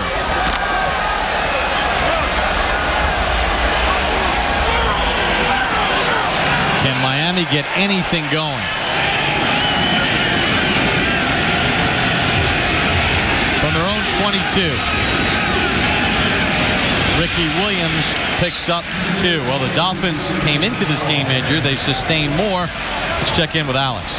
Bob, the injury is really adding up for the Miami Dolphins. Brandon Marshall injured his hamstring at the end of the first half. He just came back out in street clothes on the sidelines. He will not be playing the rest of this game. Corey Proctor, also the starting center, out for the rest of the game. Richie Incognito's been in at center. That pass intended for Marlon Moore, and it's incomplete. Moore, a rookie free agent. You see Chad Pennington placed on injured reserve earlier this week. Remember, he took over for Chad Henne last week. He was going to be the starter because of what they felt was ineffective play at quarterback. And on the first play last week, Chad Pennington dislocates his shoulder. He goes to Ronnie Brown, has him put it back in, and then on the second play came out again, finally called timeout, and came out of the game. After he threw a completion, a big completion. 19-yard completion, yeah. But Tony Sperano said, when I saw Chad coming out, I knew it wasn't good. 3rd and 8. Thigpen, first down, Heartline. to the 45-yard line. Guys, that was composure. That's the first time that Tyler Thigpen got outside the pocket. Watch how he gathers himself when he gets outside the pocket. Set, turn your hips, slow down, make a good accurate throw, lead the receiver inside. That's a real nice job. And it was a real patient job because he allowed Hartline to slide and find the hole in his own.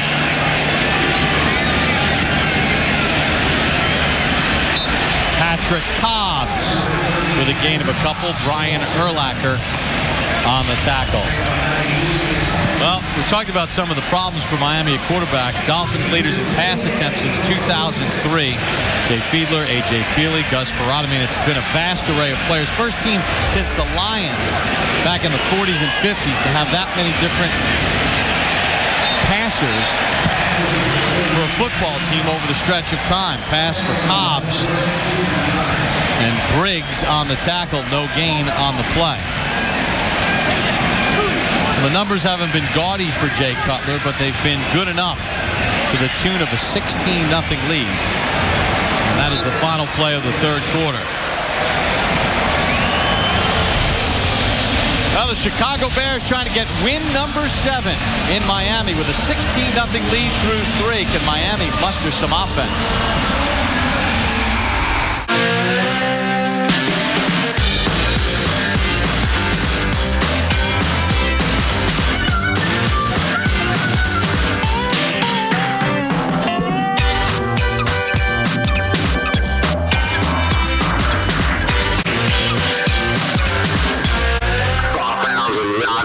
The energy boost for your feet.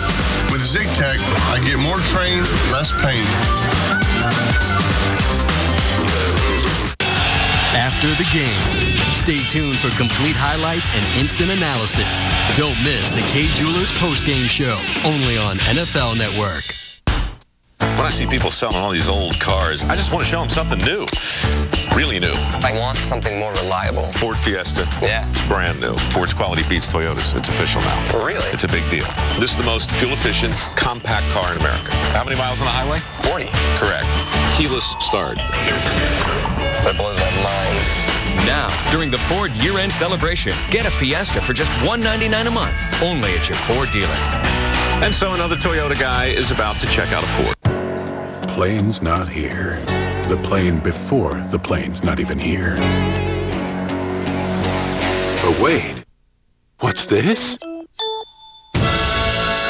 Your Xfinity TV moment. The realization that the world's greatest collection of on-demand shows and movies, even HBO and Showtime, is only a click away. For the first time ever, your on-demand is now online for no extra cost. Only with Xfinity. Well, the chess match, Rod Marinelli of the Bears to your left and Dan Henning, the offensive coordinator of Miami, and Brian Urlacher of the Bears defense against Tyler Thigpen. 3rd and 9 as we start the fourth. Chicago in front, 16-0. Right now, the guys in the left box are doing it to the guys in the right box. One of the reasons why the Dolphins are 1 for 7 on third downs, 4 attempts have been of 9 or more yards. They're 0 for 4. And Thigpen gets sacked by Urlacher. Great call by Rod Marinelli. He showed him his zone in the back end, and then he brought Urlacher right up inside. And Richie Incognito moved over from guard to center, and they come right up the middle. He goes right in between them. Cognito slides over, Urlacher comes around. Cognito still doesn't know that he's gone by. And that's the biggest thing. When you change the center, you lose the communication in the offensive line. 4th sack tonight by Chicago. After a loss of 9, Fields with the punt. Hester runs out of a Cobbs tackle and has a wall. And what are the odds that Hester doesn't get past the punter once and the long snapper the second time? 4 sacks tonight by the Bears defense. They're dominant in Miami, up 16-0. Doc, I just got your email. I'm out for the season? Don't worry about that. I switched to Sprint's $69.99 plan, so I get unlimited emails. What does that mean? It means I'm dropping you for my fantasy team, that's for sure. What does that mean about my knee? Oh, your knee's totally shattered. Did you see how hard that guy hit you? I don't want to see... Hey, relax. Not costing me any extra. Only Sprint gives you unlimited text, web, and calling to any mobile for just $69.99. Sprint, the Now Network. This isn't just a pizza. This isn't a pizza. This is someone's dinner. This is your kid's favorite night of the week. This is more one-on-one time with your daughter. This will make the best sleepover ever. This is the reason folks show up to your budget meeting. This is how you guarantee a second date. This is what you're looking forward to after a long day. Because we don't just make pizzas. We make your favorites. And we never forget that. Because my favorite thing My favorite thing? is serving you. Your favorites. Your favorites, your Pizza Hut. The next big thing from Lexus is not a car. It's the idea that a car that will never have an accident may be possible. In pursuit of this goal, Lexus developed the world's most advanced driving simulator, where a real driver in a real car can react to real situations without real consequences. The breakthroughs we innovate here may someday make all cars safer. This is the pursuit of tomorrow. This is the pursuit of perfection. Thursday Night Football is brought to you by Sprint, the Now Network, and by Pizza Hut. Your favorite plays deserve your favorite pizza. Your favorites, your Pizza Hut. Well, a stroll along South Beach, but Miami's trying to figure out a way to get some offense going, being shut out. They've only been shut out at home only once in the last 40 years, 2001 by the Jets. Bears in total control. Chester Taylor gets about a half yard. Cameron Wake on the tackle. Well, you know, the Jay Cutler is one of those real lightning rods based on the way he wound up leaving Denver in the dispute with Josh McDaniels and owner Pat Bowlen. They moved heaven and earth to bring him to Chicago, looking for that guy to lead the franchise. Guys, is he that guy? I think he is, and I think he marries up very well with what Mike Martz wants to do offensively. He talked about being very comfortable in this offense. It's just a question of the weapons getting comfortable enough. I believe he can be a franchise quarterback here.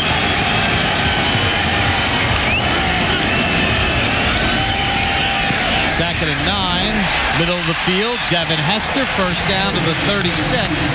Gain of 13. Yeah, he has franchise skills, but for me, the whole thing comes down to winning. As you can take all the numbers, you can take all the stats, throw that crap out. You got to prove you're a winner consistently. And I think with Mike Martz, he's got a chance with his offense. Keep in mind, they're all still learning this. This is only the 10th week into the season. They will continue to get better as they have to this point in the season. They'll continue to grow, and Cutler will get better. Olin Kreutz, the center, talked about the details, and everybody's starting to understand the details of what has to be done. Cutler, Hester, brought down hard by Vontae Davis after a gain of 9.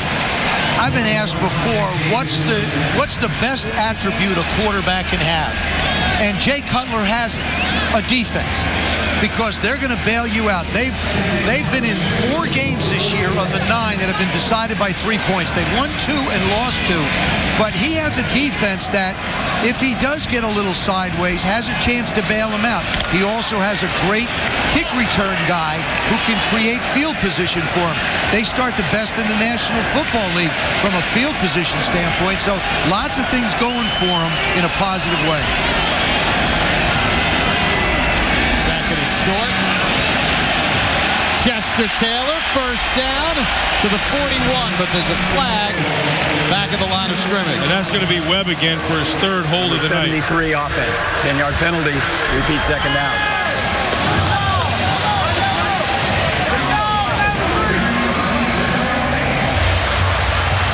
You know, Jay's having a conversation with him, saying, look, just get in front of him.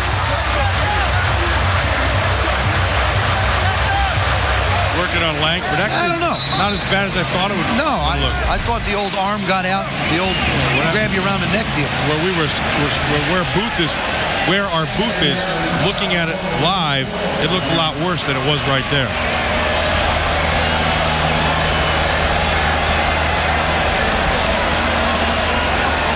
Chicago has controlled the clock. They've controlled the snaps. They've controlled possession. And Jay Cutler will control a timeout with 11:42 to go. Up by 16 here in Miami. /mobile to learn more. Off the Chicago timeout, 2nd and 12. Chester Taylor finds a cutback lane and takes it to the 39 and picks up 5 on the play. You know, just buried in the middle of that, Cameron Wake makes a pretty darn good play. And he has to, because Mike Tice, I think, has gotten this offensive line solidified. And one of the things I was speaking to Mike earlier, and he said, you know, everybody talks about the learning curve for the players and learning this offense. He said, that's true. But there's just as big a learning curve for us coaches to have to learn not only the offense, but what our guys can do in it. I think he's done a good job. 3rd and 7 for Cutler. Under pressure, gets sacked back at the 31-yard line. Quentin Moses, who's celebrating his 27th birthday today, gets the sack. That time, Jay held the ball a little bit longer than Frank Omiel thought he was going to. Left side, you watch right there. He takes him outside, step up. You have to either step up and run forward. You can't go laterally because your offensive linemen have a clock in their head as well. And a set point, and the set point was deeper than normal. Second sack of Cutler. Maynard gets the punt away under pressure. Devon Best calls for a fair catch after a 49-yard punt. Well, really one of the key components, guys, tonight has been the play of the Chicago defense attacking the running game and taking that away from Miami. Well, we said at the start of the day, Coach Sperano said he felt good about being able to run the football and trying to create third and manageable. Well, the Chicago Bear defense has taken that completely away. They've rushed the passer effectively. They've taken the run game away. And they've done it to a lesser offensive line, minus a quarterback, but they've dominated them. 7 possessions, 6 first downs for the Dolphins. Thigpen, chased by Briggs, goes airborne, and Urlacher makes the tackle after a gain of 7. When we had a chance to sit with Lovie Smith last night, he made 2 points. He said, number 1, we can't let them run the football. They haven't done that. Number 2, we want to make Tyler Thigpen try and beat us. They've done that and contained him very well, and they've turned him into a runner. Coach Smith showing the nimble feet as Thigpen gets hit, and the play is blown dead. So he's ruled a sack for Peppers, his second of the ball game. That was a bit of a gift. That was a thankful quick whistle because Tyler was trying to get out and do something, and he wound up letting the ball go on the ground, and the whistle saved him. And they picked up the flag. And they spotted at the 20-yard line. This has been a little exciting with Richie Incognito snapping in the gun tonight. So the 5th sack of Thigpen. He's the backup to the backup. Middle of the field and late. Intended for Best, and Peppers took a shot from his own man. As they were all closing in on Devon Best. And that is the first pass attempt to try and get the ball to Devon Best, and Chris Harris hit him. There's just absolutely nowhere for that ball to get through for any type of a completion. Well, and if you're wondering why is Julius Peppers defending a pass, they like to use him in zone blitz schemes because of his athleticism. Punt right to the sideline to Hester. He can operate in small spaces. Hester into Miami territory. 53-yard punt. Return of 34. There is a flag on the play. And a hat down. You can't allow him any space. I mean, you have to kick it out of bounds. If you're going to kick it that far, kick it out of bounds. Don't give him a chance to take the short field. Legal block in the back. Number 38 of the receiving team. 10-yard penalty. First down. Danielle Manning called for the penalty to negate the return. right there.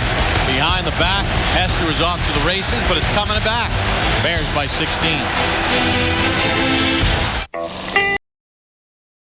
Bears will have to go on the road for their last 3 division games, but this is a team doesn't have a ton of injuries, and it feels like they're trending in the right direction as far as execution. Forte picks up a yard. Channing Crowder on the tackle. You know, when you talk about the teams in the NFC, Michael Vick and the performance he had for Philadelphia on Monday night. Boy, did he. The Atlanta Falcons, who we saw last week. At home. We talked about the Giants leading into last week before they lost to the Cowboys. As you look at Michael Vick, 20 of 28, 333 yards, 80 yards rushing, 2 touchdowns, combined for 6. First player in NFL history to accomplish all that. Finest performance I've seen in a quarterback in my entire life. It was dominating. The Bears tend to be an afterthought in these discussions. 2nd and 9, no gain on the play. Well, they've been an afterthought because they've been inconsistent. That's their biggest thing. And there's an old adage in the National Football League. It's not who you are, it's when you play them. It's not go something like that. That was very well put. Thank you very much. I like that, Professor. And when you're playing this Bears team now, they're better than they were at the start of the season, and they have continued to get better. For example, on the other side of the ball tonight, the Miami Dolphins, minus with their injured players, they're not the same team that they were just 2 weeks ago. So when you play them is important. And Lovie Smith mentioned, we've been hit with these injuries the last couple of years. This year, right now, we're relatively healthy. Cutler on a 3rd down. Tries to squeeze it in and nearly intercepted by Benny Sapp for the 2nd time tonight, intended for Earl Bennett. Bob, you're talking about in this division with Green Bay and Minnesota playing this weekend, you also have the Giants and the Eagles going at it. And now it's almost become a week-to-week thing. We thought, I think for 4 or 5 weeks, there wasn't a better team in football than the Giants.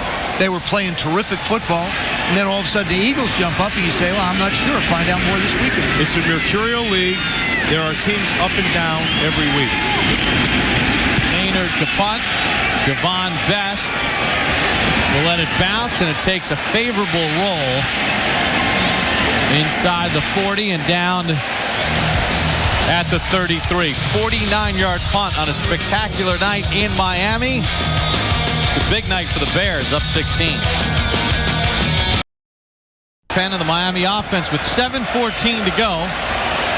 It's 16-0 Chicago. Javon Best in motion. Big Penn on a play fake. Avoids the pressure. Going to run, chased by Melton.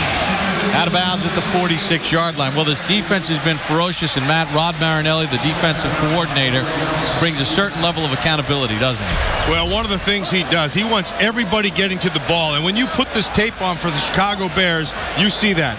Pursuit, they're relentless, and he marks and grades every play, including effort. And one of the things that is one of his pet peeves is if you loaf, you cannot play for him. This guy will grade every single step you take. 2nd and 6. Big Penn. Ronnie Brown, who's been quiet, has a first down to the 45. So, Matt, what is a loaf? Well, glad you asked, because Rod defines it 5 different ways. The first thing, number 1, is you cannot pass up a hit. If you run, and then the second one is change of speed. So if you're running and then all of a sudden you have to speed up to make the play, that's a loaf. If you stay on the ground, it's okay to get knocked down and get back up. If you get passed by a teammate going to tackle somebody, that's a loaf. And if you Velcro onto somebody, that means if you get blocked and stay blocked, that's a loaf. Now, you want to hear some funny stuff, start talking to the players in the defense about getting graded for loafs. We talked to Tillman the other night, and just talking to him, he's like, getting passed by a teammate? Julius Peppers runs by everybody. Big Penn sacked by Peppers back at the 38. And that surely was not a loaf. Loss of 6 on the play. On the previous play, right tackle Vernon Carey went out, so Lyden Mirth is now in at right tackle. And he gets a heavy dose right here of Julius Peppers, and that's just too easy. And they have just run out of linemen to be able to play in different positions. That was the last of the active linemen for this game. So, yeah, and it's not who you play, it's when you play them. And right now, they're playing with others. 6 sacks on Thigpen. Screen. Ronnie Brown to the 44. Lance Briggs on the tackle after a gain of 5. If you see the end of that play, you'll see 5 or 6 Chicago Bears around the ball all the time. And that goes back to the relentless nature that they preach with this defense. And, you know, I don't want to get too thick here with the hyperbole, but when you put the tape on, it's evident. We all sat down and watched and said, look at these guys. Man, they're flying to the football. That is preached by Rod Marinelli. And another 3rd and long for Miami. They're 0 for 6 in 9+. Ronnie Brown hit by Tillman. No loaf in there. Tackled at the 49-yard line. So you're down 16. There's 4:38 to go. You go for it. He has to go for it. You go for it. I mean, there's no reason not to. And I like this. I like what Tony's doing on this play because you've seen times where coaches have punted it away, and I don't see what purpose it serves. Plus, the other thing is, if you're the Miami Dolphins, Chad Henne got hurt last week, but he's number 3 tonight, which means that there's a prospect that in the not-too-distant future, you can get him back and be your starting quarterback. 4th and 6. Thigpen with time. Devon Best gets hammered by Danielle Manning, incomplete. That hit caused, that's Danielle Manning the whole time. That's the kind of football that Rod Marinelli's talking about. And when you talk to him about football, he preaches team, he teaches selflessness, he preaches hard hitting and getting to the football. And let me just add this. When you're a quarterback, that's how you get your wide receivers destroyed. Throw it high up inside on a deep pass, and the safeties are just going to nail it. What do you call that, hospital ball? That's it. That's like... Danielle Manning with the big hit on Devon Best. Miami turns it over on downs. Matt Forte will lose 2 back at the 49. Cameron Wake, he hasn't loafed at all. No, Matt talked about Rod Marinelli and what they've done on the defensive side. Mike Nolan's group, the Miami defensive offensive coordinator, his group has played a very proud game tonight. They have had absolutely no help whatsoever from their offense. One of the poorest offensive performances I've seen as far as helping your team out. Miami has called the timeout. You got to look at Mike Nolan, former defensive coordinator with the Denver Broncos last year. You know, we talked about the Miami Dolphins and Tony Sparano and sort of the influence that he has. Tomorrow, NFL Network delivers Parcells in his own words. Don't miss Bill Parcells' Reflections on Life in Football tomorrow at 8 Eastern, only on NFL Network. Well, this has a Parcells imprint on it. And you look at the people that are playing inside, and I mean, they're just a good, solid football team defensively. Mike Nolan's done a good job, but he's taken what Bill Parcells has put in place here and built on it. Forte keeps his feet, fights to the Miami 45-yard line, and Miami will use their second of 3 timeouts with 3:46 to go. They've dialed up the defense tonight with the Chicago Bears, and really what they did was they choked off any attempt of a running game, and they forced the game into Tyler Thigpen's hands, just as Brian Urlacher told Alex Flanagan before the game, and they've executed perfectly tonight. Tyler Thigpen in the first half looked scared. I mean, he looked nervous, he looked scared. Looked like he settled down a little bit more in the second half, but they haven't had the ball. I mean, they haven't been able to convert first downs, I'll grant that, but I think the Bears offensively just controlled this game to the point where they felt like they could keep the ball away from Miami's offense. Well, the thing for me is when Miami got those linemen hurt, and it changed the whole complexion of this game. They lost confidence in their running game, and then they had to throw the football. And that's when the defense of the Bears kind of took over this game. There's one of the most deceptive things you'll see. 149 yards to 133 for Tyler Thigpen, and it wasn't that close. Under 50% pass completion percentage. I think Jay Cutler did a real nice job of managing this football game tonight. And the Bears have run it for 138 yards. Slant, first down, Johnny Knox. Working on Sean Smith, gain of 7. Now that's a Jay Cutler throw. That's a heck of a throw there, Joe. That's a laser. This is what Jay Cutler can do. There isn't a throw that he doesn't believe that he can make. This comes from the hip. I mean, it's low where you want it.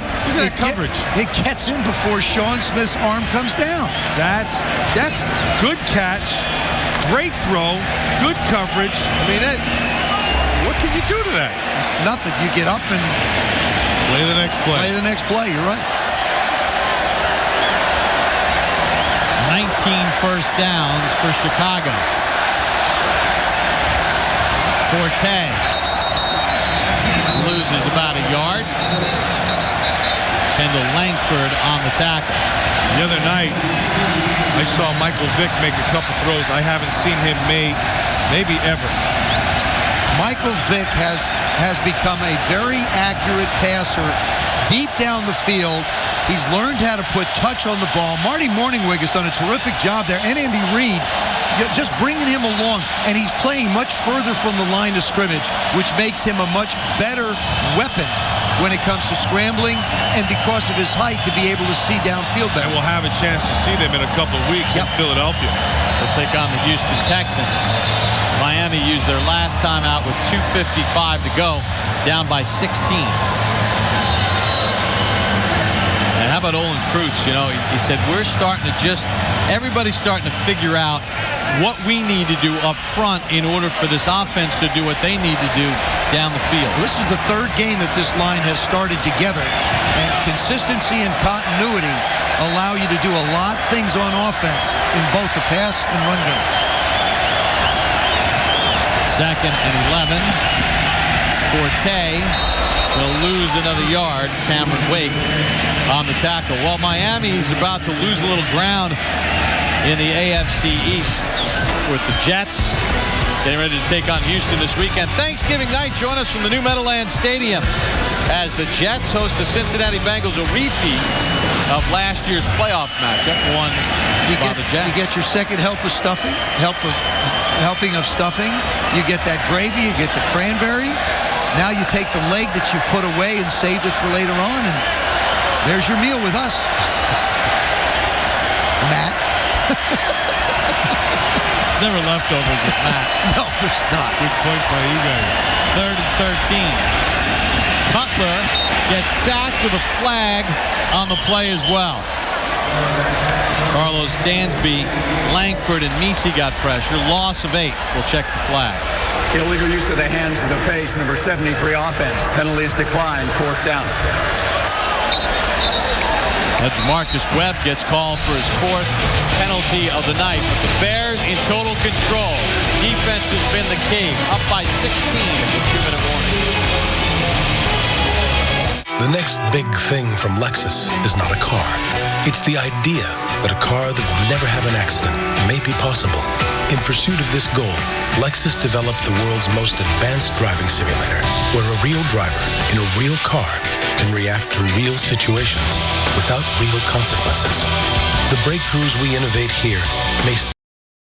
Booch, Dion, and Marshall Falk will have a guest on the set of the K Jewelers post-game show, and we assume there'll be a lot of Bears fans around our set. Bob, it's absurd how many Bears fans are still hanging out here tonight. Well, one of the original NFL franchises, Rich, and they made the trip to South Florida. Why wouldn't you? Those great national... It's November in Chicago. Why wouldn't you come to South Florida? Bears fans always travel well. They're like Steeler fans. You see them everywhere.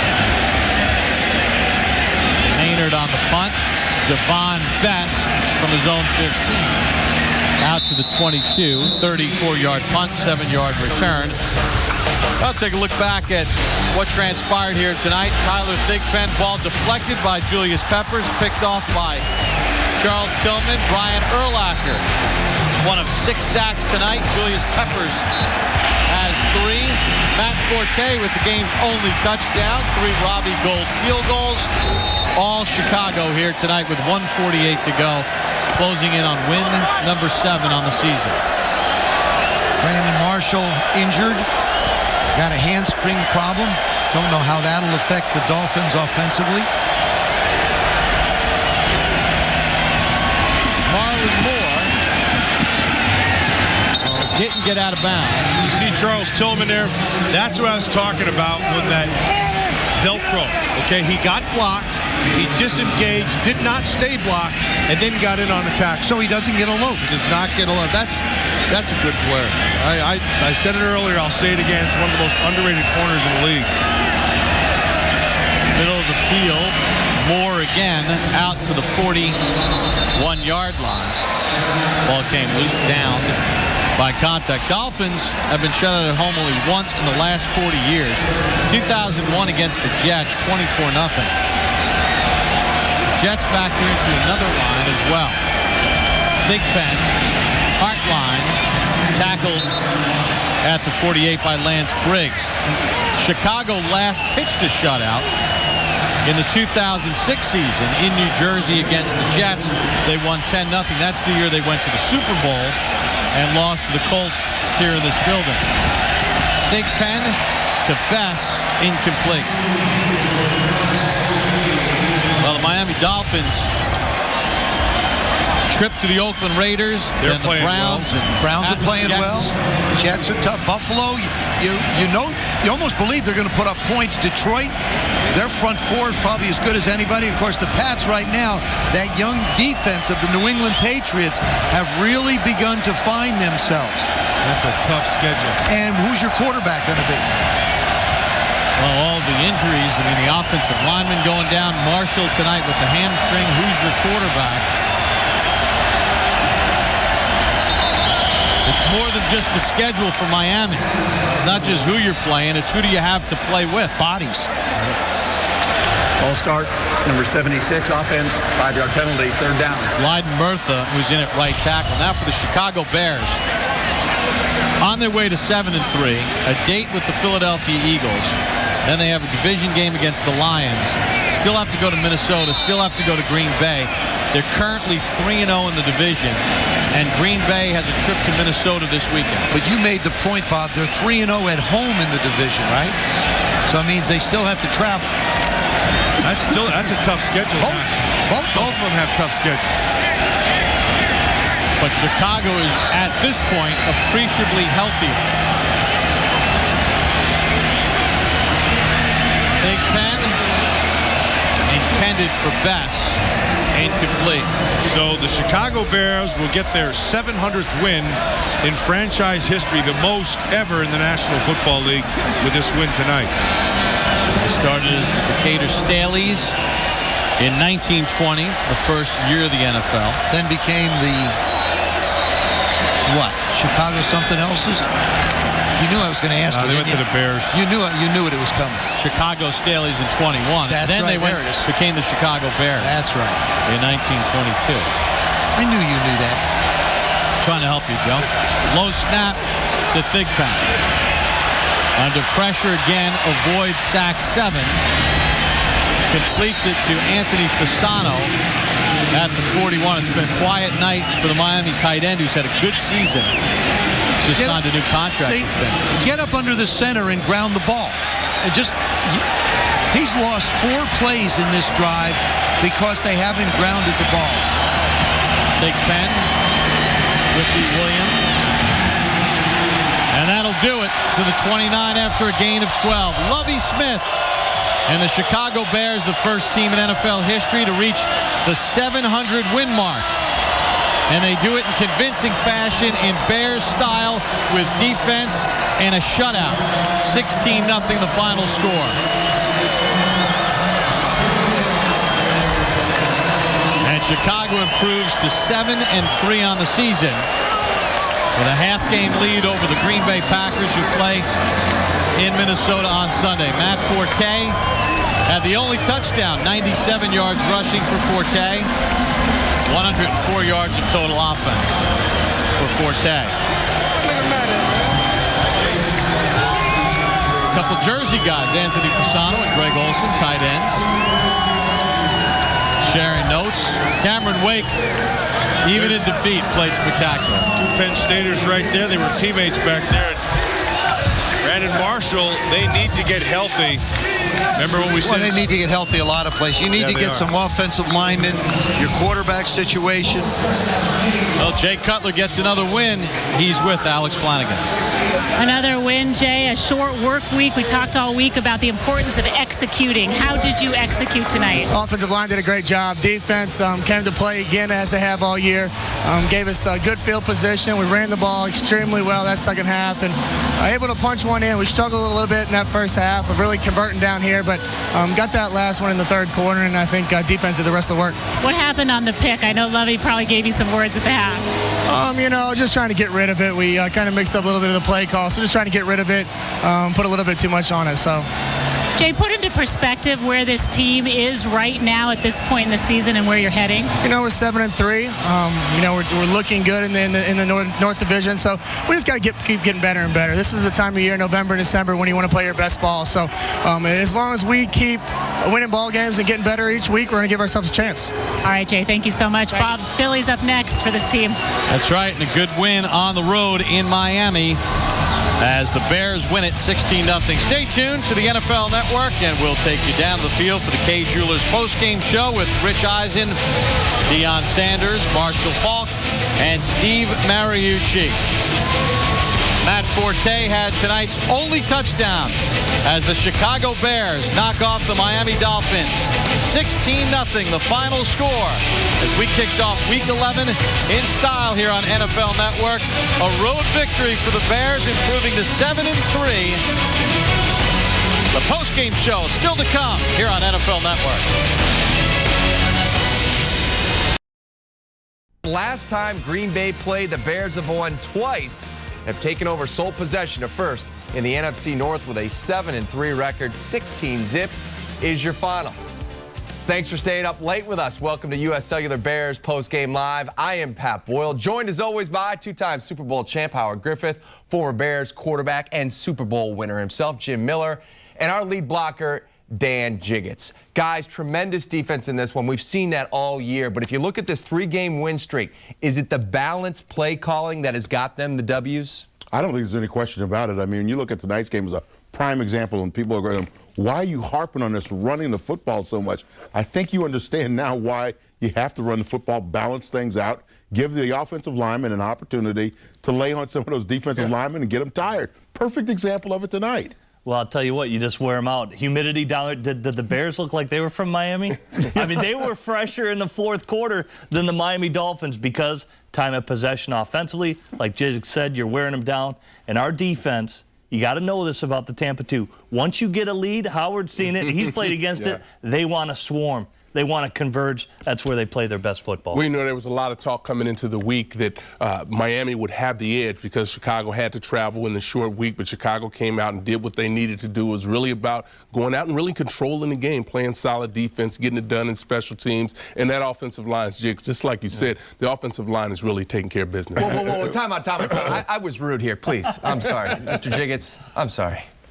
Let's get this thing going. It's getting late, Jake. Last call. Like victory. Like victory. I don't want to be accused of drinking too much of Jake's Kool-Aid, but, okay, is this Bears team that we're seeing right now that is hopefully getting going here in the month of November, here we go. Could it be better? Could it be better than the one that went to Miami for Super Bowl 41? If I was going to say yes, I'd say yes for this reason. Remember back in 06, a lot of games were won late. They were won on, interception, return for touchdown, that kind of thing. But that also tells you that those teams were in tight games and were able to, find that little magic at the end to win them.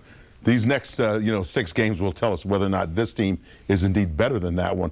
Because if they go out and win in convincing fashion like they won tonight, then I think you'd have to say absolutely yes. Yeah, I was drinking Kool-Aid in the green room. Yeah. Slow your roll. We invite you to get interactive with the show. Go to csnchicago.com, click on the Bears postgame live icon, submit a question, make a comment. We'll get to some of those during the show. Plus, some of those comments are appearing at the bottom of our screen right about now. We've got emails coming in. Jimmy in Chicago says nothing like fried fish on a Thursday night. We'll take that as always. Time now for the McDonald's Angus Third Pounder Player of the Game. Each week, we want you to vote on the Bears Player of the Game. Log on to csnchicago.com. Go to the Bears page to cast your vote. This week's choices: Henry Melton, who did a nice job on the D. Julius Peppers, who helped notch those 6 sacks for the D-line. Matt Forte, almost 100 yards on the ground. And Robbie was solid gold as he kept the points going when the drives were stalling early on. How about the time of possession? 37-51. It's awesome. It's incredible. Let's get this party started, though, as we always do, with our opening kickoff, brought to you by Xfinity. And for that, we go to the man with the Kool-Aid, Dan Jiggins. Well, I tell you what, we always talk about complete games, and the Bears have been in search of that complete game. They came close last week. This week, they played a complete game. That's what a complete game looks like. The only thing that was missing is more scoring from the offense. But, hey, they scored enough to win. Mm-hmm. Well, for me, I think we just saw the number 4 top overall defense in the NFL.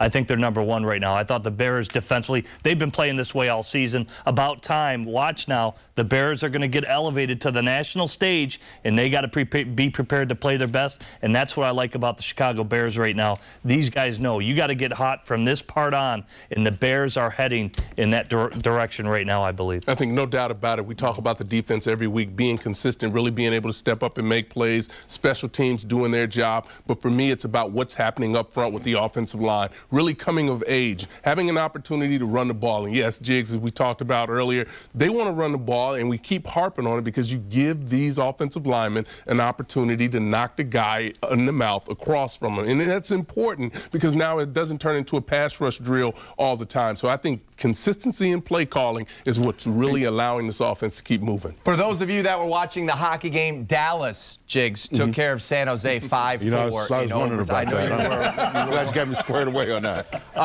How impressive was that the touchdown drive that was primarily Forte and a little dose of Greg Olsen? And let's be honest, Greg's come to play here the last few weeks. Yeah, another Miami guy going back to the U. True.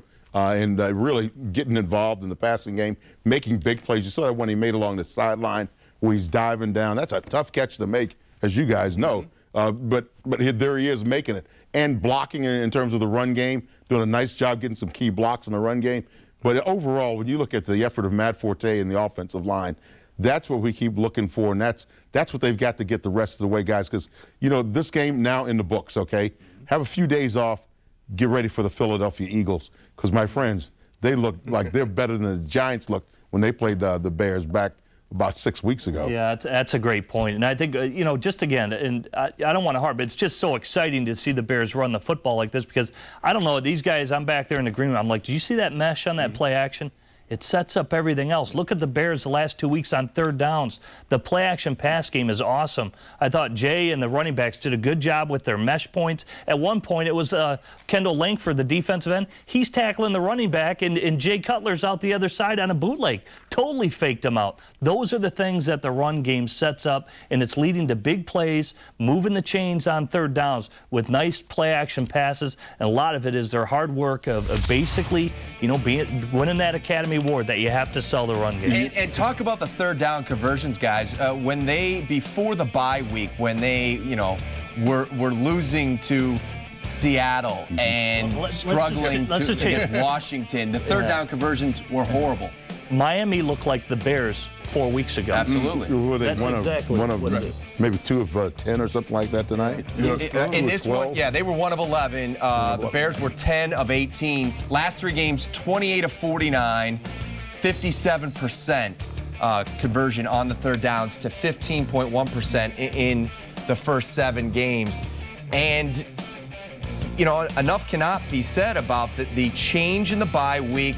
And it seems simple to all of us that watch these games each and every week, run the football. Because it sustains drives. It keeps that defense on the field, and you saw the chunks that we got in the second half. It's the lifeblood of the game. Yeah. All the fancy throwing and this and that.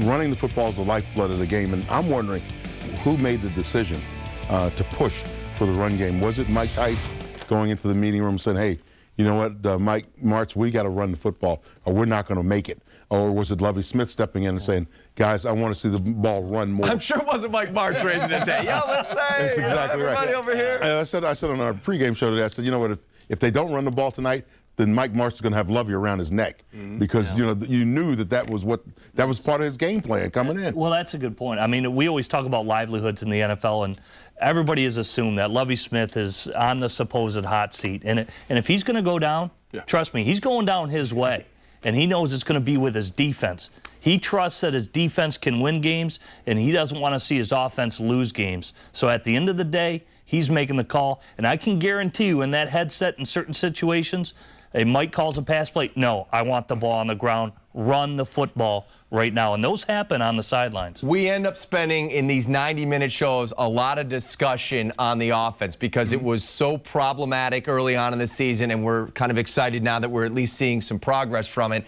And the old saying, just don't screw it up. With this defense, that's the deal. Don't screw it up. The Bears defense is... a couple of things.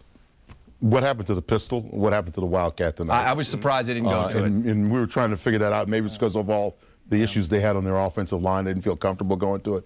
But the key for this defense is they said going into this game, and Brian kept harping on it during the week, as long as you stay in your gaps in pursuit of the football, the idea is tackle the man with the football. It's really simple. And that's exactly what they did tonight. When you didn't see Ronnie Brown running wild, people were talking about Ricky Williams had 265 yards last time he played against the Bears in 2000. This guy in 06 had this. It doesn't make any difference. This is a different defense. These guys pursue the football and bring guys down. Now, again, I keep going back to 06, and I got to slow my roll a little bit here, but is this defense potentially better? Because I look at the personnel, linebacking core, better, because we had Hunter, right, out there starting. They're older. The D-line's better with Julius over Wale, right? And Izzy's playing great, and Interior's doing a decent job. Safety situation, pretty much the same guys. It's just, but it's redefining itself now. Though it's guys that aren't making many mistakes. Right. Well, you got some new guys basically because they've made some significant changes at the safety positions, but also at the cornerback position. Let's go live to Miami and hear from the head coach of the Chicago Bears, Lovie Smith. It's always hard, of course, going on the road, getting a victory. But for our team, short turnaround and all that, the guys really been into ball. Wanted to follow up a couple of good wins with one tonight, and the guys took advantage of it. Offensively, we dominated the time of possession, controlled the game for the most part.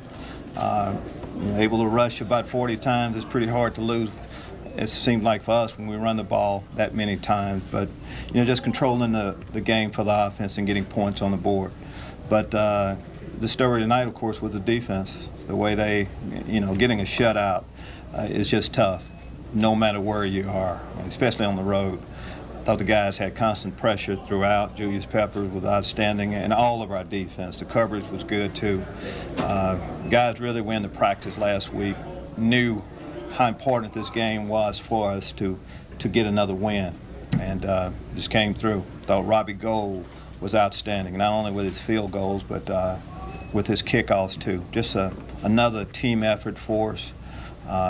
We wanted to put the pressure on that second place team behind us, and we'll get ready for the next opponent. Take your question. How have you seen the defense evolve as a unit over the course of the season so far? We started off pretty strong, and the guys, just looking at the personnel, we felt pretty good about having a good defense this year. But they're getting better and better. They're starting to feel it.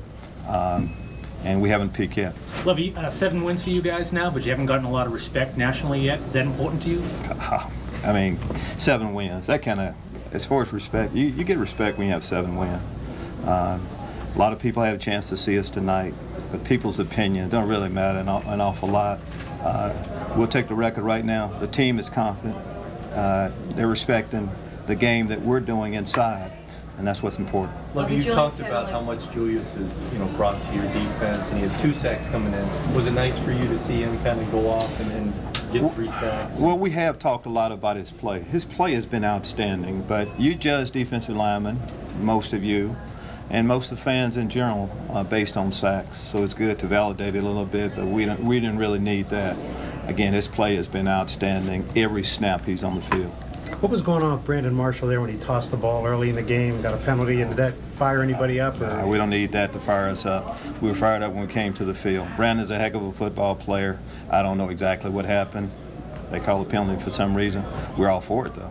Well, it's the second straight game dominant on third downs on both sides. How important is that? It's you know, of course, it's huge for us. We're going to keep the drives going. And as you mentioned, on both sides offensively, that's what allowed us to have those long drives. And they weren't just all third and shorts. They were third and long situations that we were converting. And on the other side of the ball, we really emphasize that. We have to get, of course, the opponent out.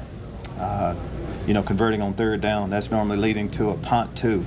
We're wanting to get Devin as many touches as possible. Offensive guys always talk about if you can really run the ball and dominate the game that way, you can sometimes see the defense quit. Does that work the other way too? When your defense plays so well against the run where it frustrates the other team? Well, you definitely want to make a team one-dimensional, whatever that is, whether pass or the run, and that's what we've been doing. But you have to be able to play, of course, do both. Guys are really kind of taking whatever offense is given right now. Same effort we've gotten from him throughout. You know, it's just a good running back. I think he was close to 100 yards. In order to do that, you have to get good play. We gave up a few sacks tonight, but our line is coming together. You know, being able to play the offensive line together for 3 weeks in a row is definitely happening. Lovey, why did the pressures previously turn into sacks tonight? Yeah, it's hard to say. You just have to keep going. We've been pleased with our pass rush, and we're not, you know, you want the sacks, but it's about, you know, when we get off the field on a third down conversion, a quarterback gets rid of the ball, that's just like a sack to us. So our guys realize that. But as far as the defensive line, they just, you know, they're not really into a lot of that. They just keep coming, but it's still good tonight for them to get sacks so it can validate it a little bit more what they've been doing. It seemed like you got pressure from every position on the defensive line. Like everyone had to play. Harrison had to play, Melton had to play, Tommy. They're all good players, and they know that they're going to get a chance to play. You know, we dress 7 guys. They'll all get opportunities, and you feed off. You see one of your teammates, you're happy for him, but you want to get involved in it too. So we'll keep going. Lovey, Jamarcus had 4 penalties, but did you guys leave him to sort of block on his own? I mean, is that what the game plan was? The game plan was for him to play the tackle position. Sometimes he'll be on his own, yes. We've got to eliminate some of those tackles, but he's getting better still. Having a Thursday game, does that play to your advantage now, long break? Now it does. Of course, it was a short week, but for us now we have a little bit of time off. We'll take the rest of the weekend off and get back to work on Philly Monday. Thank you. We will be bringing Jay in here with the locker room. Bears pitched the shutout on Thursday night. They hadn't had success on the Thursday night venue, having lost 3 of the 4 games they played until tonight. And Howard, it's not easy, that quick turnaround for either team. You usually see a sloppy game, only 5 penalties tonight. Yeah, I think you talk about the attention to detail, and that's ultimately what the Chicago Bears had to take care of in this game. And I had said from the very beginning that I thought the advantage was with the Chicago Bears, although they had to travel, because they had to really focus in on what the offense, defense, and special team game plan was going to be. Although they were traveling, weren't going to have necessarily the days to bounce back in recovery, allowing the body to recover, but focus was there tonight, no doubt about it. This works out great, guys. 10 days now before you face a very difficult Philadelphia Eagles team that has a challenge this weekend as they take on the New York Giants. That's nice, because you're going to need 10 days to get ready for Michael Vick. See, it's funny. Jiggs and I were talking in the back room, or the green room. I'm not worried about Michael Vick. As well as what he's playing right now, the defensive speed of the Bears, I think they can play with anybody. Right now, this is, to me, the best defense in the National Football League, the way they've played week in and week out. Go back and look at every time Michael Vick has played against the Bears. I can go all the way back to, remember the game in Atlanta when Brian Urlacher blew him up? Yep. I mean, it was a hit that was so loud, everybody in the stadium heard it. Different Michael. He never has not had success against this Bears defense. And the reason is foot speed. You know, Michael Vick is a very fast athlete, but this defense is very fast. And you talk about the other thing, guys coming to the football. That's what also stops Michael from taking off on his guys. So we'll see. It's going to be an interesting matchup. We'll get into the Michael Vick situation and the Philadelphia Eagles a little bit later on in the show. We still want to continue to break down this game tonight. And some of the things we saw early on in this game, Chris Williams falling on the fumble that Jay gave up on a sack, leads to, keeps the drive going, allows Robbie goal. Some little things that happened in this game that kept some things going. There were some very opportunistic penalties called in favor of the Bears. But all in all, a methodical, solid victory. And Robbie goal, too. Let us not forget that. 3 solid field goals, one of them a 50-yarder. And then also kicking off and getting touchbacks. Big stuff. Yeah, you talk about, plays that could have gone the other way. When I played for the Rams, I played for Chuck Knox, and he always used to talk, there's always 5 affordable plays. And what he meant by that, the ball bouncing one way or another. Maybe it's an interception, maybe it's not. Just like the Chris Williams, maybe he doesn't fall down on the ball and the ball is scooped up and goes the other way. It's about making plays happen. I think the interesting question we've been asking, could this team be better than the team that went to the Super Bowl? And I say yes. And the reason I say that from a defensive standpoint is because, Jiggs, you talked about the turnovers that they were getting. And you go back and you look at some of those playoff games that they were in, it was really the lack of execution by the opponents that really allowed the Chicago Bears team to continue to move on. Right now, they are dominating the field, the line of scrimmage right now. They're playing well. I think just to follow up on that, when we say, hey, you need some plays to go in your favor, we always talk about that. But I think teams that hustle make those plays happen. I think Chris Williams being heads up, hustling to the football, guys hustling on defense, getting the interceptions, things like that. I think with hustle alone, you can almost will those type of plays to happen in your favor. How about Jay Cutler, 15-yard scramble on 3rd and 15, making a couple of moves, led to the second field goal coming off the Peanut Tillman interception. Let's talk a little bit about the interception in this game as we look at the quarterback comparison with Tyler Thigpen, who was, he was a third stringer. He looks like Rex Jr. You know what I mean? Yeah. Where's all the Miami Dolphins fans? Why aren't they screaming for Chad Henne right now? They wanted him out of there. They should want him back in there. Careful what you wish for. Take us through the Briggs near interception versus the Benny Sapp interception. Can you show us what was happening there and what we were looking at there with the replay, why one was an interception, why the other one wasn't? I think when you talk about Briggs' interception specifically, because that's really ultimately the one we really care about, it was continued to move when it came through and it hit the ground.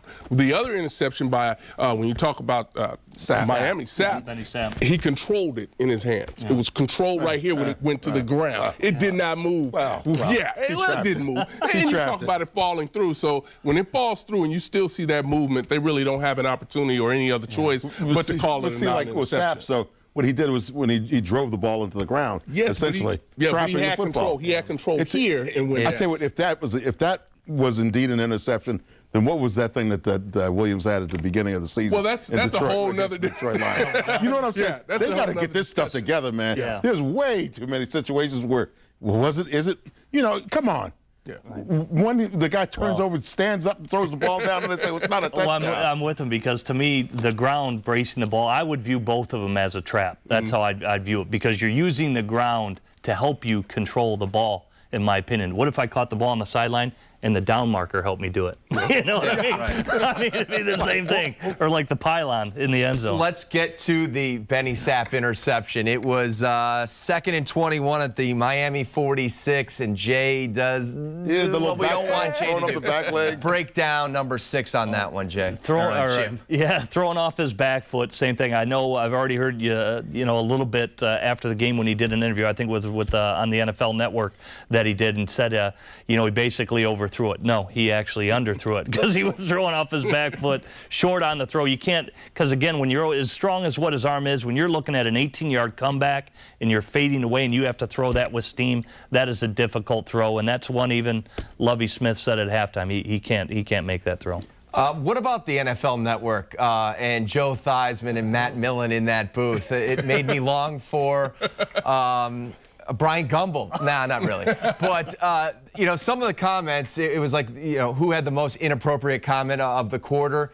But, one that struck out was Joe saying, the Bears don't need a Brandon Marshall. Yeah. Why would you need a Brandon Marshall? It's better to have, What? Seriously? Are you kidding me? You wait until the next time I see him. I got plenty of material for Joey the next time I talk to him. Here comes Jay. Jay Cutler steps to the podium after the Bears' 16-zip victory in Miami.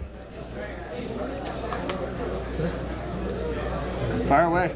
Jay seemed like, again, that good mix of running and passing. How would you kind of assess the offense? Yeah, struggled a little bit that in the first half. Punching one in there, we're moving the ball well.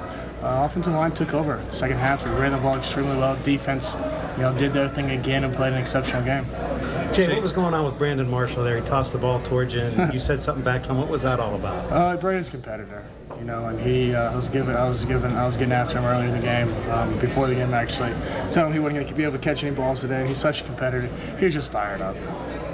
Jay, I'm sure the numbers weren't overwhelming tonight, but your third down conversion rate continued to be very high. Can you just talk about how important that was? Winning games, moving the chains. They were going to sit back all day and not give us any big plays. They were going to take care of the deep ends and some of the deeper throws. So had to, check it down, ran the ball exceptionally well. The way the defense was playing, we didn't have to do much, so.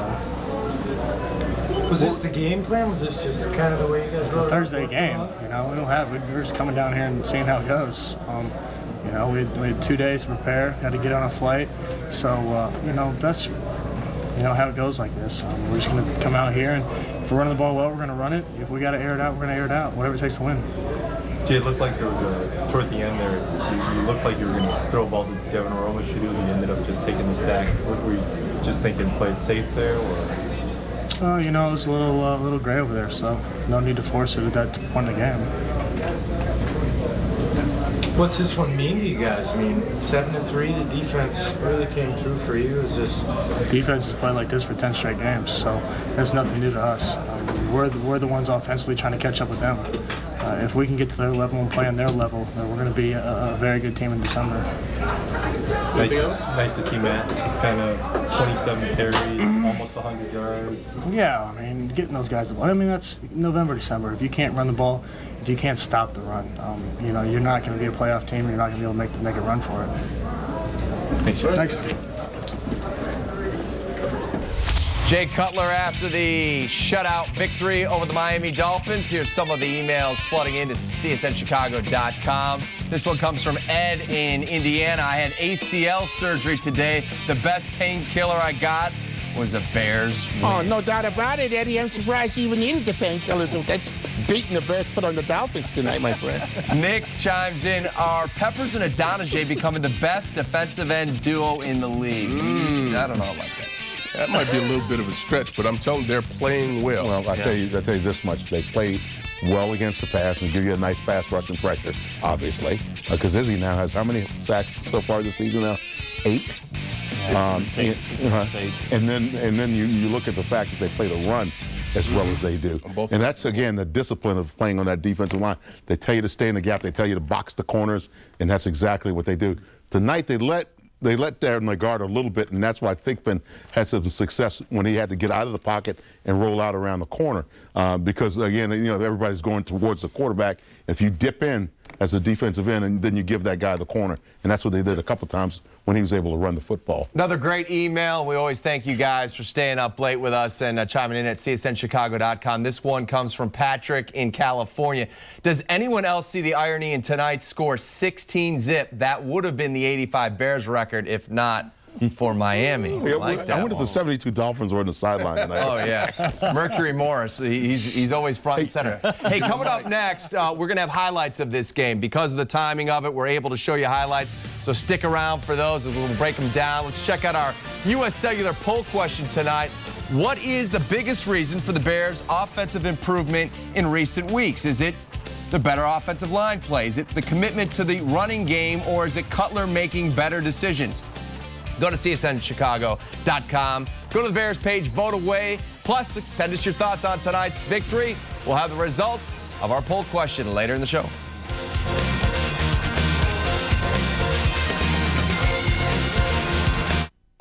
America.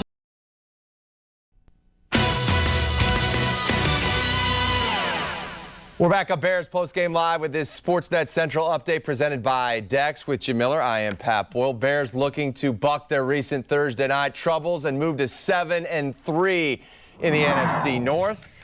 Devin Hester making his return to Miami. Son, of course, a Super Bowl 41 when he took the opening kickoff back. First quarter, 8.5 minutes left. Bears force the Finns to punt. Hester takes it at the 15, puts together a nice return here, Jim. Yeah, you look at him just go north and south right there. Again, his speed, second to none in the NFL. I'm just waiting for that record breaker. That's what I'm waiting on, Pat. Just one away on that drive, 3rd and 7. Cutler moves the pocket here. Nice completion to Johnny Knox along the sidelines for a first down. That led to a Bears field goal. 2.5 minutes left. Tyler Thigpen throwing, tipped by Julius Peppers.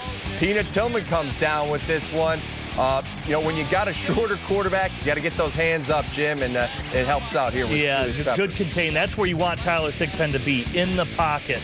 And that way, Julius Peppers, that 6'7" long arm reach is what he's got. And still, that's double coverage. Tyler Thigpen's got no business throwing it there. Matt Millen would like to see Peanut Tillman, I believe, at the Pro Bowl. He tried tonight. So Peppers and Tillman coming away with the big takeaway. First play, the Bears drive. Cutler goes deep to Devin Hester.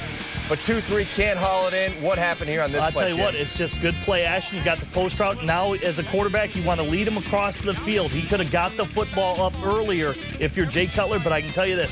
That's where Devin Hester has to finish to be a complete receiver. Brandon Marshall's, the big-timers, they come down with that football. Great effort by Hester, but that's what he's got to do to finish to be a number 1 in the NFL. Joe Theismann says they don't need a Brandon Marshall. Second quarter, 3rd and 15. Cutler keeps the drive alive. This is great. Yeah, it really is. Look at the effort. Turning up, knowing his awareness, knowing where the first down marker is, and able to scoot across it to keep the drive alive. Another 3rd down. Cutler goes to Earl Bennett. Great defensive play there by Vontae Davis. What'd you think of this play call and decision by Jay? Well, I thought Matt Millen wanted to get his basically his vertical on that play, but I thought there was just a bad route concept by the Bears. The flat route and the corner route did not match up there. Pass intended for Knox, picked off by Benny Sapp. It was reviewed upstairs. This is Lance Briggs coming through. He thought he had a pick on Thigpen.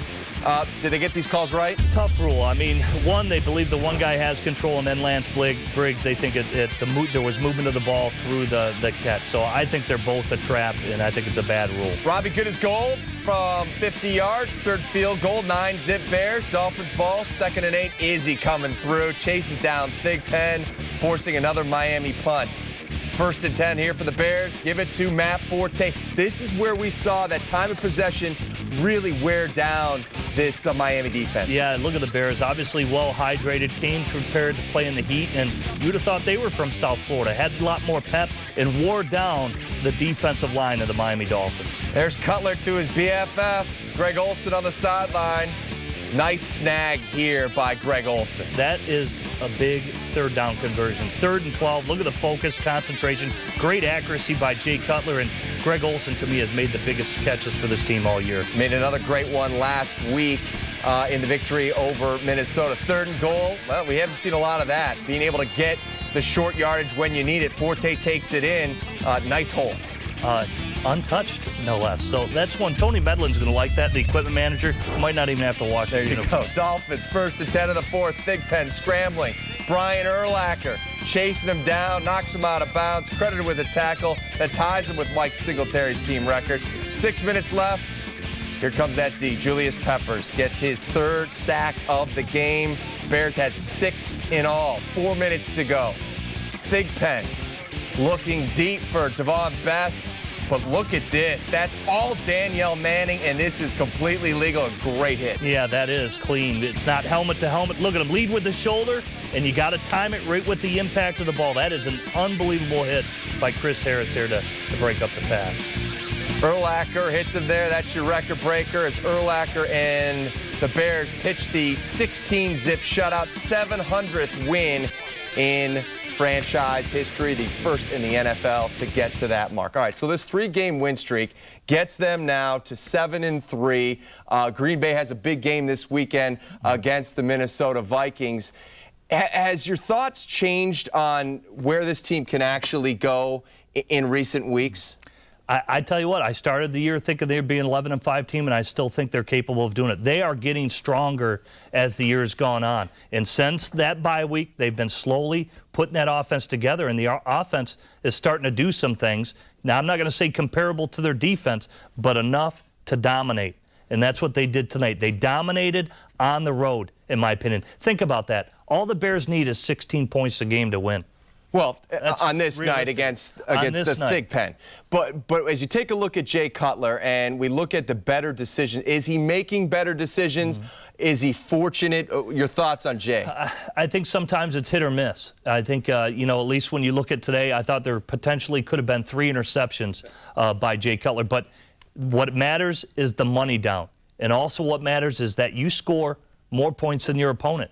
And that's ultimately what matters. I think at times he's still a little careless with the football, but he's been better with the better protection that he's getting up front from his offensive line. Bears get their first shutout almost exactly 4 years to the day of their last one against the New York Jets. Now they have 10 days off to get ready for Michael Vick and the Philadelphia Eagles. Still to come on the show, we are going to hear from Israel Adonijah, who continues to show why they moved him to defensive end. More locker room reaction from Miami, your emails, a whole lot more coming your way on Bears Postgame Live after the break. For big savings, shop Menards during the holiday home sale. Choose Irwin hand tools for your projects. Select.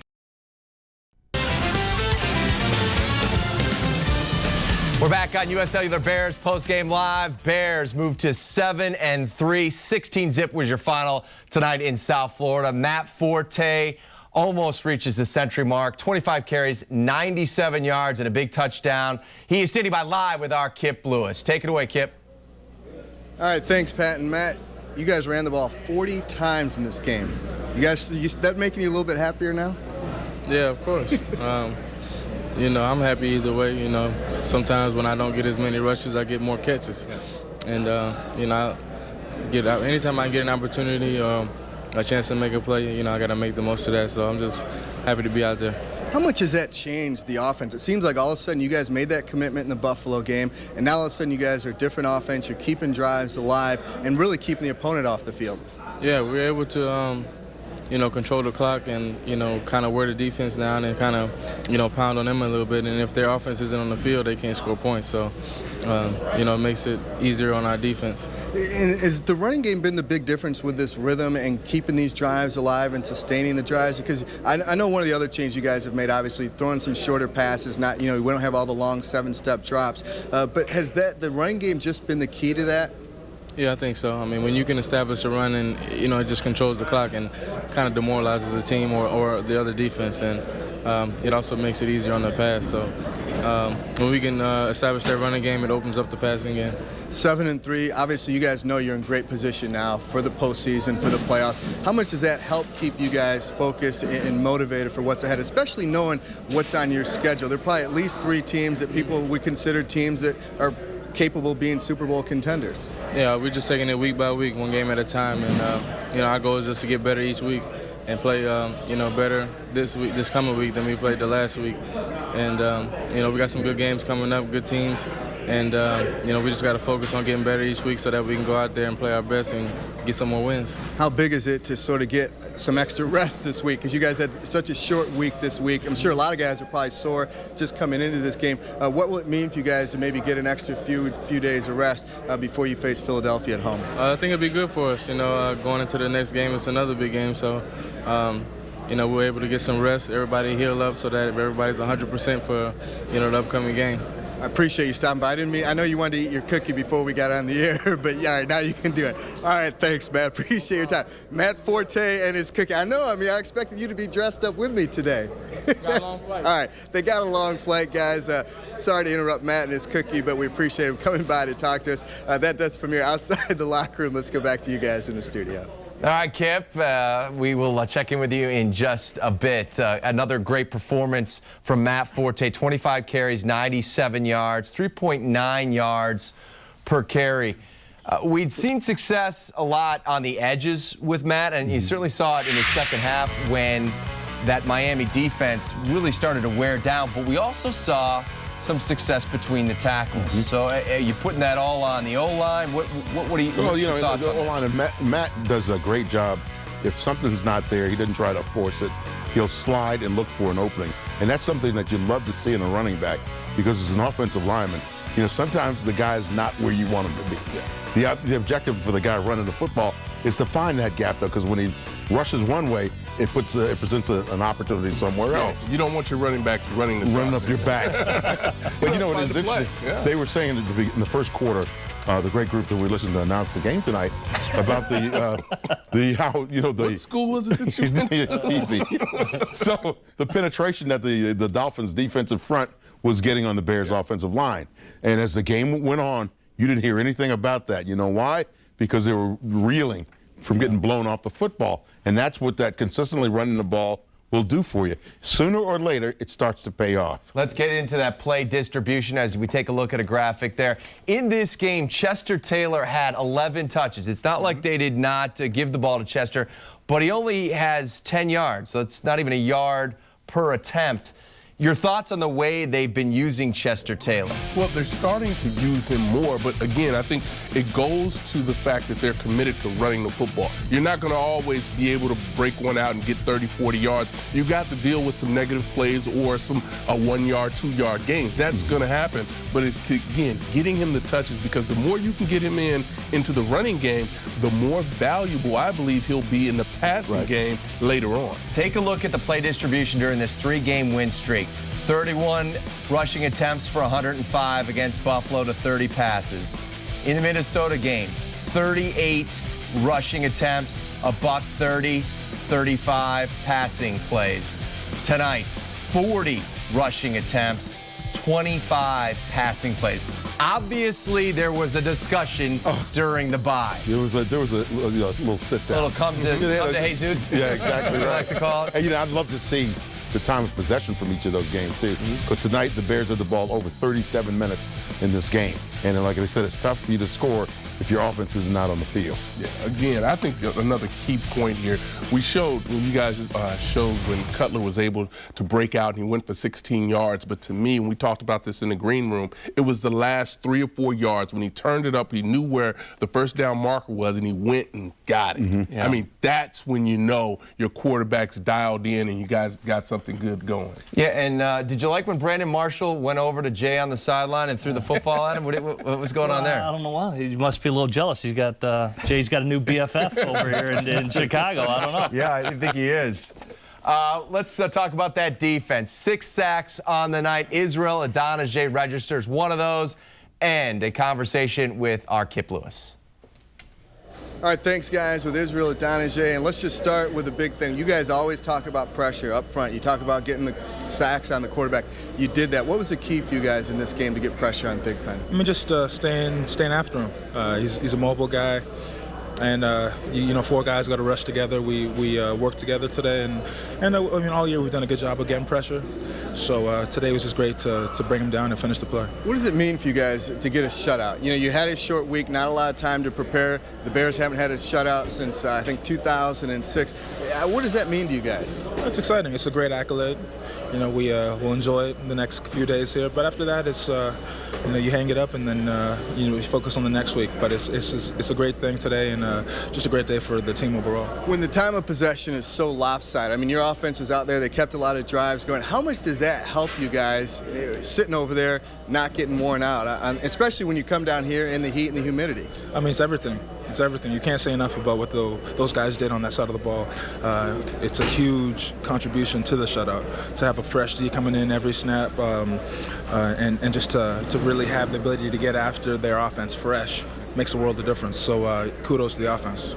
You guys are 7-3 now. You're obviously in great position to get into the playoffs, to secure a good spot in the playoffs. How much does that help at this point to get focused? Because, the season gets long, guys get tired. How much does that keep you guys sort of, trained in on that path? It's great. It's great. But, I mean, our coaches, our leadership, they do a great job of keeping us focused on what our key is and what our goals are. So, we know where we're headed. We know what this team is about. So, 7-3 is that's where we want it to be. And we just plan on building on that. Izzy, appreciate your time. Obviously, you guys are going to have a nice little flight home tonight. Oh, yeah. I'll be knocked out. Thanks. All right, guys. Israel Adonijah outside the locker room. Let's go back to you in the studio. Kip, thank you very much. You can't get drunk on your Bears Kool-Aid because there's a lot of people like Willis in Plainfield trying to keep you in check. Here's what he says. Am I the only one who realizes that They beat a bad Bills team, a dysfunctional Vikings team, and a Dolphins team with a third-string quarterback. No Kool-Aid just yet. All I got to say, to that You know, you can go through a schedule every year. Right. And see, okay, well, this team didn't do this. They're not performing well. But the bottom line, ultimately, is the Chicago Bears are finding ways to do it. And if you watch the team, they're dominating. They've been consistently doing it from a defensive standpoint. Special teams has been there. And now, all of a sudden, you're seeing an offense start to go. And Jiggs, I mean, how good is the Kool-Aid? It's really good tonight. I'll tell you that much. Conrad says, am I the only one that has noticed Jay underthrowing our speedy receivers deep every time? We saw it in the highlight there. Had a chance to hit Devin Hester. Underthrows him. Also, though, Devin had an opportunity to make a play on that. Yeah, I mean, again, Devin Hester, he's not the big, obviously, the big burly Brandon Marshall or the type of big-time, you know, tall, lanky receivers that you see on other teams, but he can make up for it with the speed. And I thought Jay was just a little late on that throw to Devin Hester. Again, he's got to haul it in. He did a great job with body control, and now it's just finish the play. Finish the play, haul it in, squeeze it, and bring it to your body, and then go to the sideline and celebrate with your teammates. That's the finishing touch that Devin Hester has to get to be a complete #1 wide receiver in the NFL. Welcome to the buzzkill portion of US Cellular Bears Postgame Live. How concerned are you, Paul from Chicago wants to know, how concerned are you with the 3 almost interceptions? If the Miami secondary could catch, we'd be talking about how bad Cutler is. Well, if they could catch, they'd be wide They'd be on the offense, yeah. If it's an answer pots and pans, the whole world would be a kitchen, too. Speaking of the one, well, go ahead. Well, I was going to say, I wish Jay would throw him harder, because maybe the one interception he did throw, maybe they don't catch it. Be like Brett Favre. Remember how hard he used to throw him? Say, hey, I know the defensive guys can't catch it. So Jay just put a little bit more steam on it. Look, I think every game you're going to see situations like that. And he's right. You know, there were some dicey throws there, but every game you see, there's some dicey throws that could have easily gone the other way. But because Jay has that history, you know, we sit there and we notice it all the time, believe me. But that's the point, though. Those type of dicey decisions, you're walking a fine line. That's a dangerous line, because at some point, it's going to come back to bite you. So those have to be eliminated at some point. Otherwise, Jiggs, that's when you guys go have a bottle of Suds and you're calling out your quarterback. That's exactly right. There was an occasion in the third quarter where we were watching the game, and the Bears had a running play called.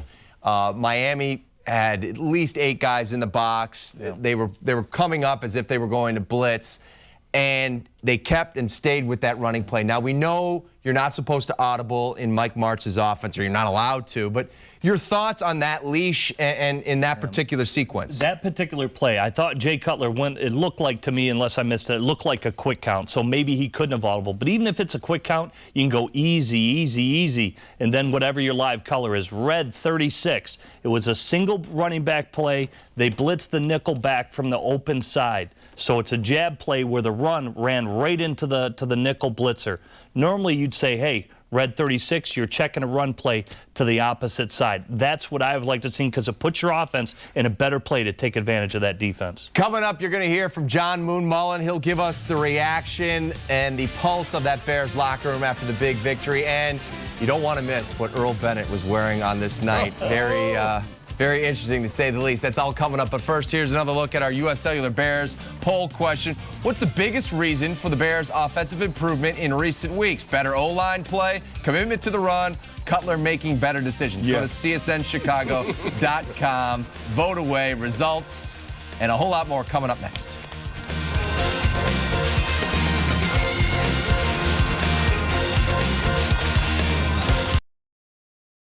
Pounder player the game.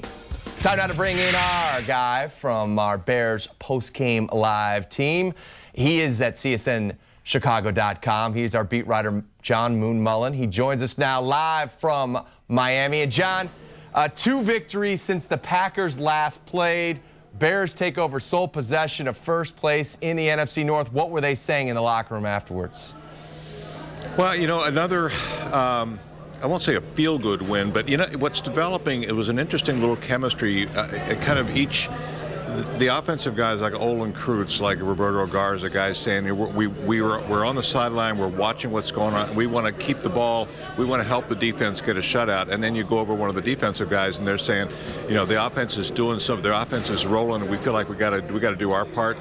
Once you get that little ping pong of emotion, this is very much a team that feels like it's together and it feels like it's good, but it feels like it can be great. And this is almost a difference between going back to 06 when they really had something going and turned out to be quite good.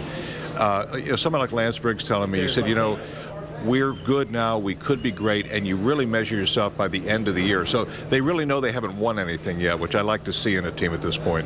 Moon, one of the things that I find really interesting when you talk about this defensive line, obviously Peppers and Adonijah are playing outstanding, but the competition that's going on inside between Milton, Harrison, Twina, these guys seem to be pushing one another. Has there been a lot of talk about what's happening with the tackles, the interior tackles on the team?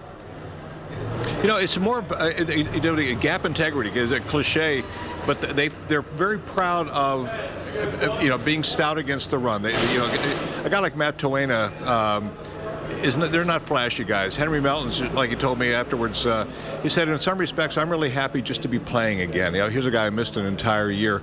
So they're playing within a system. They're playing with each other. They're all getting playing time. You don't sense any of this resentment that can sometimes happen, even from a guy like Tommy Harris, who, you're talking about a Pro Bowl guy who's now a role player, a situational player.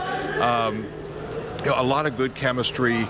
Playing off each other, they trust each other, which again, you'll hear that phrase a lot, or you hear something being said among these guys. I can count on the guy next to me. I know where he's going to be, and that starts inside close to the ball. Very much these guys are in control. Well, John, Jim Miller here, and good to talk to you again. I guess just the confidence of the offensive line. I mean, 3 weeks in a row, they're really putting it on themselves, and it's almost like they want to prove a point to the coaching staff. Of their ability to really wear out a defense. I think that was on display tonight. Have you talked to any of the offensive linemen to make sure they keep that going so that they continue to run the football? It's interesting you mentioned that, Jimmy, because it was, I want to say it was Garza or Omiel, one of them said, we feel like the coaches are showing confidence in us, and we want to repay that. And then you also have Olin Kreutz saying, before the year, we all heard everybody talking about us being the weak link, and our coaches were there for us. Mike Tice kept telling we weren't the weak link. So yeah, a lot of good chemistry within the group. And you used the cliche, coaches are putting them in positions to succeed. This is the third game in a row in which Mike Martz has called 30-plus runs. I went back as far as I could into the St. Louis days. He's never done that before, and the players appreciating exactly the confidence he's putting in them, it makes them feel good, and I think that's what this group needs right now. Okay, or they certainly have returned the favor. John, to build on that thought, who told Mike that he has to do that in the bye week? Do you think that was a conversation Lovey definitely had with Mike Martz? Boy, I don't know. Somebody gave him some stone tablets. I don't know, but it just came down from very on high. What happened in the bye week, and it came, put it this way, Mike Tice is involved in the play calling. The phrase used was, we talked about who should talk during game planning, and that tells me that some other voices were brought in, and that's one, obviously, which is Mike Tice. And he knows what his guys needed to be successful, which means not only running the ball more, but types of runs. And I think you've seen some differences in the way they run the ball as well as the frequency. It definitely goes back to the off week. All right, John, thank you very much. We look forward to seeing your work in csnchicago.com a little bit later on tonight. All right, guys. Some interesting comments there from Moon. Hey, this is what happens when you have 4 head coaches on the same team. Lovey is the head coach, but you got Marinelli, who, by the way, Matt Millen feels is one of the greatest coaches of all time. And why would he say that? Because he hired him, right? Yeah. National Football League. And what did he do? He was special. Yeah, very special. 0-16. But no, Rod Marinelli has done he's done a great job with this. He's solidified this defense when we've had, this turnstile defensive coordinators. But it is interesting to hear him talk about the Tice, Martz, Lovey situation and from up high. Something's going on there. There's a lot of cooks in the kitchen. It makes me wonder, too, because now with and remember how long ago Lovey was trying to get Rod Marinelli here, and the Buccaneers wouldn't let him go, or they wanted, a ton to get him here. So now maybe he doesn't have to spend as much time worrying about what's going on in the defensive meetings and maybe he's paying a little bit more attention to what's going on in the offensive meetings and checking out how many run plays you have designed to work against these guys as opposed to throwing the football all the time. Yeah. Maybe that's what's happening as well. He spoke up, his voice was heard, and I think when the head coach speaks, everybody listens. It's like E.F. Hutton back in the day. I got to believe that, there's always that sense of balance. And here, Lovey ultimately is going to make the final call. But it's interesting where you hire an offensive line coach, then you finally bring in your offensive coordinator last. Normally that's vice versa. Normally an offensive coordinator comes in, he would like to probably choose or select his offensive line coach to run his style of system. So it's just, I don't know. It's kind of like a feeling out period where everybody says, well, we got to figure out what we got. Because the other thing you have to do is analyze your talent. You can't just say we're just going to do this, and that's it. You have to look at what you've got and what those guys can do best and then try to work with that and then, work the system in. And that's what they've been doing now the last 3 weeks. When E.F. Hutton talks, people listen. When Earl Bennett talks after one catch, but he wears a white suit, we listen. Here's Earl Bennett talking to our Kip Lewis moments ago. All right, thanks, guys, with Earl Bennett. And Earl, it's been a transformation for this offense. Talk about what you guys accomplished again here tonight for the third week in a row, really getting the running game going. The running game was big tonight. Matt and Chester did a great job with carrying the load, and the offensive line did a great job of blocking. And, we were able to put up points and get out here with a victory. How much has that helped you guys? I know we talked about it last week, but it seems like now that's sort of helped you guys get in the rhythm. We've seen a couple games in a row now where you guys have been able to continue and sustain drives. Yeah, definitely. Balanced attack, the defense got to honor the run and the pass now, so it's kind of hard for them to just scheme on us with one particular area. So, we just come out, make plays. Now, let me ask you this. I know after the third quarter, you guys had run the ball 11 times more than you threw the ball. When you started this season, is that something you thought you would see in this Mike Martz offense? You never know, really, in this offense. That's the great thing about it because, there's so many things that you can do, and there's so many guys on this team who can make plays. And if a guy making plays, you want to just keep going to him, and that's what we did. 7-3. You guys now, you have to start thinking, hey, we're in great position for the playoffs. How big was this win for you guys? Oh, it's very big. To come out 7-3 and, get 2 wins in this past week. And we just got to keep rolling, man. We got Philly coming up. We know it's going to be a challenge for us, so we got to get back to work. Are you going to sing on the plane home? You kind of look like you got like a lounge act or something you got going on. You were in all black. I think it was in Toronto. Are you trying to break out like a new style here? Nah, man. I just go with the flow. That's your flow. Much. Yeah, this pretty much is my flow. I call my guy and just tell him what I want, and he said it. All right, I appreciate it. Earl Bennett, guys, let's go back to you guys in the studio. You need to fire your guy. He's not your guy. Ladies and gentlemen, that was from the Bernard Berrien Fall Collection of Tropical Wear. Earl Bennett, you fancy, huh? That was interesting, to say the least. Well, yeah, that was must-see TV. You wear a white suit. You look like the Rat Pack. Look like he's ready for the cruise ship. Yeah, the one that they towed back to San Diego. How in the heck could Ronnie Brown and Ricky Williams combine for just 11 yards on 6 carries? We talk about bad coaching. How does that happen? Ricky Williams 150 years old, man. Yeah. He is. You'd think Penn as your quarterback with your guard hiking him the football. Yeah. Come on. Serious. What? We thought we were going to see why. They didn't even try it last week when Pennington and Henne went down. They went exclusively against Tennessee, a series where they ran, and Ricky was running through guys for chunks of 20 and 30 yards. Right. I thought Jiggs hit on something really well. Jake Long, we know, has a torn labrum in his left shoulder. You mentioned the guards now playing center. They lost 2 other offensive linemen tonight. They were down to basically their last man, and everybody probably wondered, hey, why didn't you go Wildcat? Why didn't you do all these things offensively? Quite honestly, I think too many guys are playing out of position. You look at it this way. For that team. Brown averaged 3.3 yards per carry. Ricky Williams averaged 0.3 yards per carry.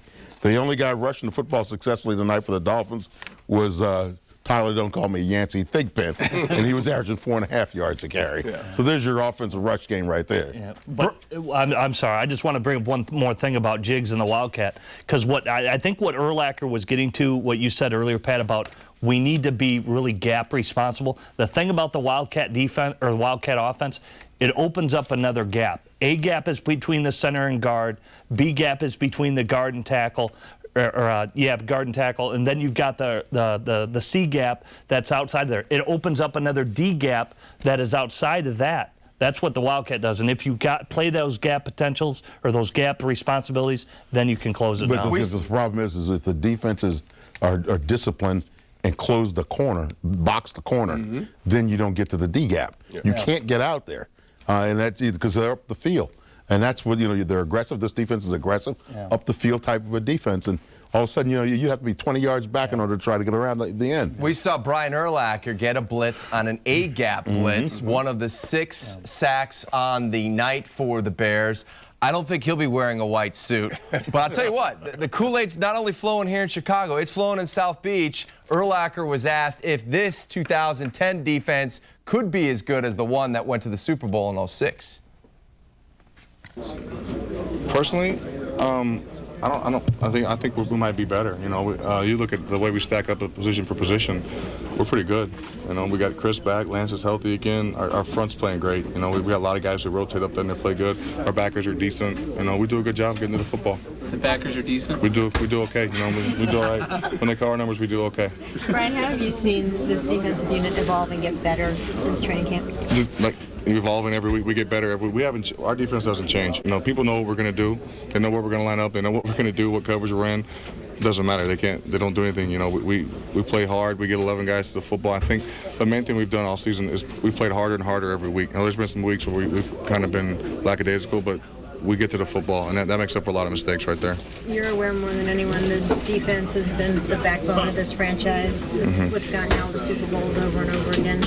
How good is this defensive unit compared to some of those great units, including the one that you went to the Super Bowl? Yeah, I think we're better. I mean, you look, like I said earlier, position for position, I think we match up pretty well with that team. We're older, but that doesn't mean we're slower. We're wiser now. We're athletic. I think the best thing about us, we're disciplined. That's the number one thing. We're disciplined, and we believe in the system. So it's a trust thing, I think. So you think that you're better than the team that you took to the Super Bowl just a few years ago? We think we are. Yeah. I mean, of course, I'm going to say that. I'm going to say no. Yeah, I'm going to say we're better. No, we got to continue to get better every week. But we've done that so far this season. You run both teams. You could make a case for either one. Yeah, we didn't win them, so it doesn't really matter. How important is defense to this franchise in general, and just establishing a defensive presence? Yeah, the Bears are known for their defense. Before I got here, since I've been here, we've been known for our defense. And we look at our salary cap and where all of our money's spent. That says a lot right there. I think we've spent a lot of money on our defense, and it shows on Sundays. We play well on Sundays together. What did you see in this? This Bears defense is certainly more experienced, and we'll get more into Brian Urlacher's situation coming up in just a second. Time now for our 4 seasons. Who's hot, who's not from the first half plus of the season. How about Michael Vick? 11 touchdowns, no interceptions, a 62.7 completion percentage, a $115 rating. Simply amazing. Arian Foster, the Texans, 920 yards, 5.2 yards per carry, 10 tutties. Roddy White, 70 receptions, 7 touchdowns for Atlanta. Who's not? Well, Jimmy Clausen of the Carolina Panthers, just a touchdown, 4 interceptions. Cedric Benson, 3.6 yards per carry, 3 fumbles lost, and only 3 touchdowns. Steve Smith, the other one, 30 receptions and 2 touchdowns. I want to get back to what Brian Urlacher was asked about, and that is, can this defense that's currently assembled here in 2010 be better than the one in 2006? And it does sound like we're being homers here, but I think it's a valid question. Yeah. And I think you can make a case that they are better. I think that you have to wait. I mean, it feels good to say that, but I think the reality is that, you got some games coming up. We'll find out against the Philadelphia Eagles. we'll find out against teams like, the New England Patriots. That's when you really start to measure everything. When you get to the end of the day, that's when you can really have some form of a measurement. If you ask them at this point in the season, probably, yeah, they're very competitive with that team. But the only thing I would say to that is I think that they have more depth.